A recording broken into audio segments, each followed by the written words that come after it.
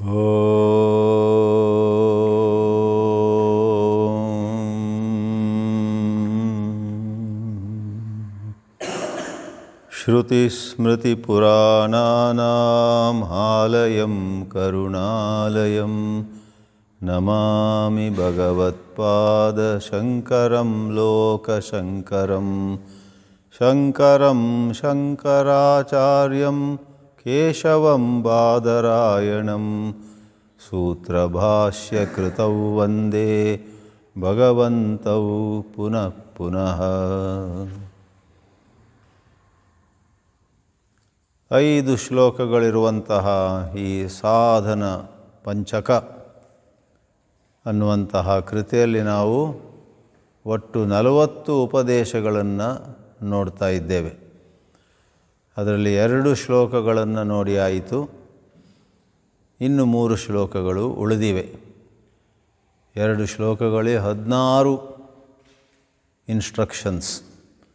ಎಲ್ಲವೂ ಕೂಡ ವಾಕ್ಯ ರಚನೆಯ ದೃಷ್ಟಿಯಿಂದ ಕರ್ಮಣಿ ಪ್ರಯೋಗ ಅಥವಾ ಭಾವೇ ಪ್ರಯೋಗ, ಕರ್ತರಿ ಅಲ್ಲ.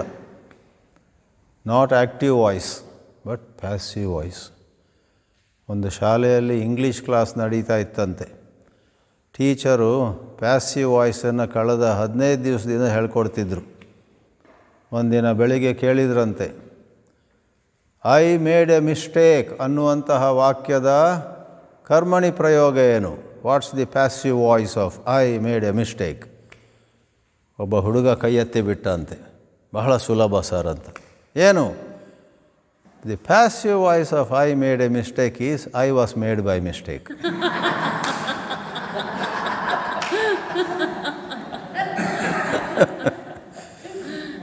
It is passive voice, there is no doubt. I was made by mistake also is passive voice. But ಅಲ್ಲಿ ಅರ್ಥ ಅನರ್ಥ ಆಗಿ ಹೋಯ್ತು.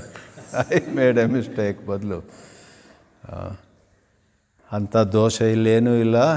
ಈ ಕೃತಿಗಳೆಲ್ಲ ಅನುಪಮವಾದದ್ದು. ಇದು ಎಂದೆಂದಿಗೂ ಉಳಿಯುವಂತಹ ಕೃತಿಗಳು. ಈ ಕೃತಿಗಳು ಅಮರವಾದವು.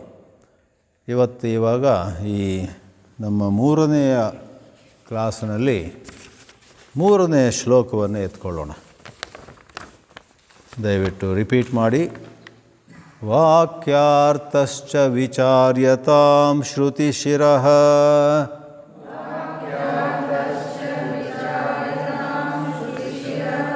ಪಕ್ಷಸಮಾಶ್ರೀಯತಾಂ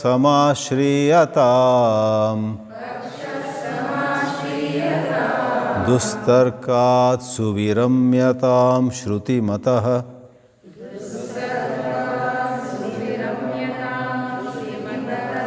ತರ್ಕೋನುಸಂಧೀಯತಾಂ ಬ್ರಹ್ಮಾಸ್ಮೀತಿ ವಿಭಾವ್ಯತಾಂ ಅಹರಹರ್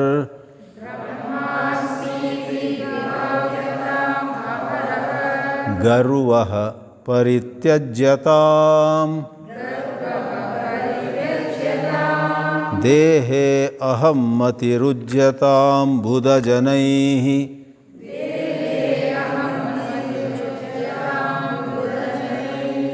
ವಾದಃ ಪರಿತ್ಯಜ್ಯತಾಂ.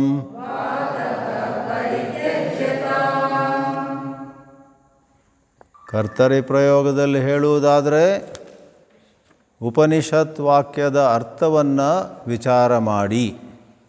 ಆದರೆ ಇನ್ನೊಂದು ಕೊನೆಯ ಬಾರಿ ಹೇಳುವುದಿದ್ದರೆ ಕರ್ಮಣಿ ಪ್ರಯೋಗ, ವಾಕ್ಯಗಳ ತತ್ವಮಸಿ, ಅಹಂ ಬ್ರಹ್ಮಾಸ್ಮಿ, ಅಯಮಾತ್ಮ ಬ್ರಹ್ಮ, ಪ್ರಜ್ಞಾನಂ ಬ್ರಹ್ಮ ಅಥವಾ ಸತ್ಯಂ ಜ್ಞಾನಮನಂತಂ ಬ್ರಹ್ಮ, ದಿವ್ಯೋಹಮೂರ್ತ ಪುರುಷಃ ಸ ಬಾಹ್ಯಾಭ್ಯಂತರಃ ಅಂತ ಸಾವಿರಾರು ವಾಕ್ಯಗಳಿವೆ. ಉಪನಿಷತ್ತಲ್ಲಿ ಬ್ರಹ್ಮಜ್ಞಾನವನ್ನು ಬೋಧಿಸುವಂತಹ ವಾಕ್ಯಗಳು. ಆ ವಾಕ್ಯಗಳನ್ನು ವಿಚಾರ ಮಾಡಿ, ಅದರ ಬಗ್ಗೆ ಚಿಂತನೆ ಮಾಡಿ ಅನ್ನುವುದು ಇಲ್ಲಿಯ ಭಾವಾರ್ಥ. ವಾಕ್ಯ ರಚನೆ ಈ ಮೊದಲು ಹೇಳಿದ ಹಾಗೆ ಕರ್ಮಣಿ ಪ್ರಯೋಗ. ವಾಕ್ಯಗಳ ಅರ್ಥವನ್ನು ಚಿಂತನೆ, ಅದರ ಮೇಲೆ ಚಿಂತನೆ ಮಾಡಲ್ಪಡಲಿ. ವಾಕ್ಯಾರ್ಥದ ಕುರಿತು ಚಿಂತನೆ ಮಾಡಲ್ಪಡಲಿ, ಅದು ಬೇಡ ಬಿಡಿ. ವಾಕ್ಯಾರ್ಥದ ಚಿಂತನೆ ಮಾಡಿ. ಇದು 17ನೆಯ ಉಪದೇಶ 40ರಲ್ಲಿ. ವಾಕ್ಯಾರ್ಥವನ್ನು ವಿಚಾರಿಸಿ. ಯಾಕಂದರೆ ವೇದಾಂತ ಕ್ಲಾಸ್ ಆಗಿರುವಾಗ ಒಂದು ಪಂಜರದಲ್ಲಿ ಒಂದು ಗಿಳಿ ಕೂತಿದ್ದರೆ ಹಲವಾರು ವೇದಾಂತ ಕ್ಲಾಸಲ್ಲಿ ಅದು ಉಪಸ್ಥಿತ, ಅದು ಇದ್ದು ಹಾಜರಾಗಿದ್ದು, ಆ ಗಿಳಿ ಕೂಡ ತತ್ವಮಸಿ ಅಹಂ ಬ್ರಹ್ಮಾಸ್ಮಿ ಅಂತ ಹೇಳೋಕ್ಕೆ ಶುರು ಮಾಡುತ್ತೆ. ವಾಕ್ಯಾರ್ಥವನ್ನು ಕಂಠಸ್ಥ ಮಾಡಿಕೊಳ್ಳೋದು, ಅದನ್ನು ಉಚ್ಚರಿಸೋದು ಒಂದು ಗಿಳಿ ಕೂಡ ಮಾಡುತ್ತೆ. ನೀವು ಮನುಷ್ಯರಾಗಿದ್ದು ನಮಗೆ ವಿಚಾರಶಕ್ತಿ ಇದ್ದುದರಿಂದ ಆ ಮಹಾವಾಕ್ಯಗಳ ಅರ್ಥವನ್ನು ನಾವು ತಿಳ್ಕೊಳ್ಳಿಕ್ಕೆ ಪ್ರಯತ್ನ ಮಾಡಿದರೆ ಅದು ಅರ್ಥ ಆಗುತ್ತೆ. ಯಾಕಾಗೋದಿಲ್ಲ? ಮೊದಲು ಕಷ್ಟ ಅನ್ಬೋದು, ಮೊದಲು ಜಟಿಲ ಅನ್ಬೋದು, ಮೊದಲು ಬಹಳ ವಿರೋಧಾಭಾಸ ಇದೆ, ಇಲ್ಲೂ ಒಂದು ಹೇಳ್ತಾರೆ, ಅಲ್ಲಿ ಇನ್ನೊಂದು ಹೇಳ್ತಾರೆ, ಅದು ಸರಿ ಹೊಂದುವುದಿಲ್ಲ ಅಂತ ಅನ್ನಿಸ್ಬಹುದು. ಆದರೆ ನಾವು ಮತ್ತೆ ವಿಚಾರ ಮಾಡಿದರೆ, ಬೇಕಾದರೆ ಗುರುಗಳು ಅಥವಾ ಸಹಪಾಠಿಗಳು, ಕೆಲವರೆಲ್ಲ ತುಂಬ ಮೊದಲಿಂದಲೇ ಓದ್ತಿದ್ದವರ ಸಹಾಯ ಪಡೀಬಹುದು. Take help, but understand the meaning of the great statements. ಸತ್ಯಂ ಜ್ಞಾನಂ ಅನಂತಂ ಬ್ರಹ್ಮ ಅಂತ ತೈತ್ರೇಯ ಉಪನಿಷತ್ತಲ್ಲಿದೆ. ಆ ಅಂತಿಮವಾದ ಪರಮಾರ್ಥ ವಸ್ತು, ಅದರ ರೂಪ ಏನು, ಅದರ ಸ್ವರೂಪ ಏನು, ಅದು ಸತ್ಯದ ರೂಪದ್ದು, ಅದು ಜ್ಞಾನದ ರೂಪದ್ದು, ಅದು ಅನಂತದ ರೂಪದ್ದು ಅಂದಾಗ, ಸತ್ಯ ಅಂದ್ರೇನು? ನಾವೀಗ ಮಾತಾಡುವಾಗ ಹೇಳುವ ಸತ್ಯವೋ? ಅದು ಕೂಡ ಸತ್ಯವೇ, ಆದರೆ ಆ ಅರ್ಥ ಸ್ವಲ್ಪ ಕೆಳಗಿನ ಮಟ್ಟದ್ದು. ಸತ್ಯ ಅಂದರೆ ಹಿಂದೆ ಹಾಗೇ ಇದ್ದದ್ದು, ಈವಾಗಲೂ ಹಾಗೇ ಇರುವಂಥದ್ದು, ಮುಂದೆ ಕೂಡ ಹಾಗೇ ಇರುವಂಥದ್ದು ಸತ್ಯ. ತ್ರಿಕಾಲೇಶು ಯಸ್ಯ ರೂಪಂ ನ ವ್ಯಭಿಚರತಿ. ಇನ್ನೊಂದು ರೀತಿ ಹೇಳ್ತಾರೆ, ತ್ರಿಕಾಲ ಅಬಾಧಿತ ವಸ್ತು ಅಂತ. ಬಾಧಿತ ಅಂದರೆ ನಿನ್ನೆ ಬೆಳೆಯಿತ್ತು, ಇವತ್ತು ಕಪ್ಪಾಯಿತು. ನಿನ್ನೆ ಯುವಕ ಇದ್ದ, ಇವತ್ತು ಮುದುಕನಾದ. ನಿನ್ನೆ ಅದು ಭಾಳ ಕೀರ್ತಿಯಿಂದ ರಾರಾಜಿಸುತ್ತಿತ್ತು, ಯಾವುದೋ ಸಂಸ್ಥೆ ಅಂತ ಇಟ್ಕೊಳ್ಳಿ, ಆದರೆ ಇವಾಗ ಯಾರೂ ಅಲ್ಲಿ ಹೋಗೋದಿಲ್ಲ. ಇದೆಲ್ಲ ಬದಲಾಗುವಂತಹ ವಿಷಯಗಳು. ಪ್ರಪಂಚದಲ್ಲಿ ಎಲ್ಲವೂ ಕೂಡ ಬದಲಾಗ್ತವೆ, ಎಲ್ಲವೂ ಕೂಡ ಹಿಂದೆ ಇದ್ದ ಹಾಗೆ ಇರುವುದಿಲ್ಲ, ಯಾವುದೂ ಶಾಶ್ವತವಲ್ಲ. ಆದರೆ ಸತ್ಯಂ ಅಂತ ಹೇಳುವ ರೀತಿಯಲ್ಲಿ ಅದಕ್ಕೆ ಶಂಕರಾಚಾರ್ಯರೇ ಮೊದಲಾದ ಮಹಾಮಹಿಮರು ಅದಕ್ಕೆ ವ್ಯಾಖ್ಯಾನ ಕೊಟ್ಟಿದ್ದಾರೆ. ಶಂಕರರು ಕೊಟ್ಟಂತಹ ವ್ಯಾಖ್ಯಾನಕ್ಕೆ ನಿಮ್ಮಲ್ಲಿ ಹೆಚ್ಚಿನವರು ತಿಳಿದಂತೆ ಭಾಷ್ಯ ಅಂತ ಹೆಸರು. ನೀವು ಜ್ಞಾನ ಮಾರ್ಗದಲ್ಲಿ ನಡೆಯುವವರಾದರೆ ಶಂಕರರ ಭಾಷ್ಯವನ್ನು ಓದುವುದು ಬಹಳ ಲಾಭದಾಯಕ. ಅದು ಎಂಥ ಒಳ್ಳೆಯ ಒಂದು ಮೆಂಟಲ್ ಎಕ್ಸರ್ಸೈಸ್ ಅಂದರೆ, ಅದರಿಂದ ನಮಗೆ ಸ್ಫೂರ್ತಿಯೂ ಬರುತ್ತೆ, ವಿಚಾರ ಸ್ಪಷ್ಟತೆ ಬರುತ್ತೆ. ಆದ್ದರಿಂದ ವಾಕ್ಯಾರ್ಥವನ್ನು ವಿಚಾರಿಸಬೇಕು ಅಂತ ಹೇಳಿದಾಗ ಆಚಾರ್ಯರ ಮೂಲಕ ಮತ್ತು ಈ ಶಂಕರರ ಭಾಷ್ಯಗಳ ಮೂಲಕ ನಾವು ಸ್ಪಷ್ಟತೆಯನ್ನು ಪಡೆಯುತ್ತಾ ಹೋಗಬೇಕು. ಆ ರೀತಿ ಇದರ ಅರ್ಥ ವಿಚಾರ ಮಾಡಿ. ಬರೇ ಗಿಳಿಯ ಥರ ಸಂಸ್ಕೃತ ಶಬ್ದಗಳನ್ನು ಹೇಳ್ತಾ ಇರಬೇಡಿ. ಅರ್ಥ ಮಾಡಿಕೊಂಡಾಗ ಆವಾಗ ಪ್ರಪಂಚದ ಬಗ್ಗೆಯೂ ನಿಮ್ಮ ದೃಷ್ಟಿ ಬದಲಾಗುತ್ತೆ. ನಿಮ್ಮ ಬಗ್ಗೆನೇ ನಾನು ಯಾರು ಅನ್ನುವಂಥ, ನೀವೆಲ್ಲ ತಿಳಿದಿರುವ ಹಾಗೆ ರಮಣ ಮಹರ್ಷಿಗಳು ತಮ್ಮ 50-60 ವರ್ಷದ ಬೋಧನೆಗಳಲ್ಲಿ ಎತ್ತಿ ಹಿಡಿದಂಥ ಪ್ರಶ್ನೆ, find out who you are. It's a very profound, very significant question, ನಾನು ಯಾರು ಅನ್ನೋದು. ಯಾಕಂದರೆ ನಾವು ನಮ್ಮ ಬಗ್ಗೆ ಏನು ಕಲ್ಪನೆ ಮಾಡ್ಕೊಂಡಿರ್ತೀವೋ ಅದನ್ನು ಅನುಸರಿಸಿ ನಮಗೆ ಕೆಲವು ವಸ್ತುಗಳು ಆಕರ್ಷಿಸ್ತವೆ, ಕೆಲವು ವಸ್ತುಗಳು ನಮ್ಮನ್ನು ದೂರ ತಳ್ತವೆ. ನಾನೊಬ್ಬ ಪದವೀಧರ, BCom ನನಗಾಗಿದೆ, ನಾನು BCom ಗ್ರ್ಯಾಜುಯೇಟ್ ಅಂತ ಅದು ಎಲ್ಲಕ್ಕಿಂತ ಹೆಚ್ಚಿನದಾಗಿ ನಮ್ಮ ಬಗ್ಗೆ ನಮ್ಮಲ್ಲಿ ಕಲ್ಪನೆ ಇದ್ದರೆ, ಪೇಪರ್ನಲ್ಲಿ BCom ಗ್ರ್ಯಾಜುಯೇಟ್ಸ್ ಆರ್ ರಿಕ್ವೈರ್ಡ್ ಯಾವುದೋ ಜಾಬ್, ಆಗ ನನ್ನ ಕಣ್ಣು ಬೀಳ್ತದೆ, ನಾನು BCom ಗ್ರ್ಯಾಜುಯೇಟ್, ಅದು ಯಾವ ಕೆಲಸ, ಅದು ಯಾವ ಕಂಪೆನಿ, ಎಷ್ಟು ಕೊಡ್ತಾರಂತೆ ಅಲ್ವಾ? ಅವನು BCom ಮಾಡಿದವನೊಬ್ಬ ಇದ್ದಾನೆ, ಅವನಿಗೆ ತಾನು BCom ಅಂತ ಮನಸ್ಸಲ್ಲಿಲ್ಲ, ನಾನೊಬ್ಬ ಹಾಡುವವನಂತ, ಅವನ ರುಚಿ ಹಾಡು. BCom ಮಾಡಿದಾನೆ ಅವನು, BCom ಏನು MCom ಮಾಡಿದಾನೆ ಅಂತ ಇಟ್ಕೊಳ್ಳಿ. ಆದರೆ ಅವನ ಮನಸ್ಸಲ್ಲಿ ನಾನು ಯಾರು ಅನ್ನೋ ಪ್ರಶ್ನೆಗೆ ಉತ್ತರ ಏನು ಬರುತ್ತೆ? ನಾನೊಬ್ಬ ಸಂಗೀತಗಾರ, ನಾನು ತುಂಬ ಸಂಗೀತ ಹಾಡೋದನ್ನು ಕೇಳೋದನ್ನು ಇಷ್ಟಪಡ್ತೀನಿ. ಆಗ ಅಲ್ಲೊಂದು ಅಡ್ವರ್ಟೈಸ್ಮೆಂಟ್ ಇದ್ದರೂ ಕೂಡ ಅವನು ಅದನ್ನು ಪೇಪರಿನ ಆ ಪುಟವನ್ನು ದಾಟಿಸ್ಬಿಡ್ತಾನೆ. ನಮ್ಮಲ್ಲೊಬ್ಬರು 56 ವರ್ಷದ ಮಿತ್ರರಿದ್ದರು. ಅವರು 2 ಬಾರಿ ಮದುವೆ ಆಗಿ ಅದು ಸರಿ ಹೋಗಲಿಲ್ಲ, ಈಗ ಒಬ್ಬರೇ ಆಗಿದ್ದರು. ಆದರೂ 56 ವಯಸ್ಸಲ್ಲೂ ಕೂಡ ಅವರಿಗೆ ನಾನು ಯಾರು ಅನ್ನೋ ಪ್ರಶ್ನೆಗೆ ಇದು ಸ್ವಲ್ಪ ಹಾಸ್ಯವೂ ಇದೆ. ಎಲ್ಲಕ್ಕಿಂತ ಹೆಚ್ಚಾಗಿ ನಾನೊಬ್ಬ ಎಲಿಜಿಬಲ್ ಬ್ಯಾಚುಲರ್ ಅಂತ ಕಲ್ಪನೆ ಇತ್ತು. ಆದ್ದರಿಂದ ಅವರಿಗೆ ಯಾವ ಕೆಲಸದ ಪ್ರಶ್ನೆ ಅಲ್ಲ, ಮತ್ತೊಂದಲ್ಲ, ಯಾವುದ್ಯಾವುದೋ ಅಡ್ವರ್ಟೈಸ್ಮೆಂಟ್ ಅರ್ಥ ಇರಲಿಲ್ಲ. ಪೇಪರಲ್ಲಿ ಮ್ಯಾಟ್ರಿಮೋನಿಯಲ್ ನೋಡಿ ಯಾರಾದರೂ 55-54 ವರ್ಷದ ಹುಡುಗಿ ಇದ್ದರೆ, ನಾವು ಮದುವೆ ಬಗ್ಗೆ ಮಾತಾಡೋಕ್ಕೆ ಹೊರಟಿಲ್ಲ, ನಮ್ಮ ಕೆಲಸ ಅಲ್ಲ ಅದು. ನಾನು ಏನು ವಿವರಿಸ್ತಿರೋದಿಲ್ಲಿ, ನಮ್ಮಲ್ಲಿ ನಮ್ಮ ಬಗ್ಗೆ ಯಾವ ಕಲ್ಪನೆ ಇರುತ್ತಲ್ಲ ಅದನ್ನು ಅನುಸರಿಸಿ ನಮಗೆ ಪ್ರಪಂಚ ತೋರಿ ಬರುತ್ತೆ.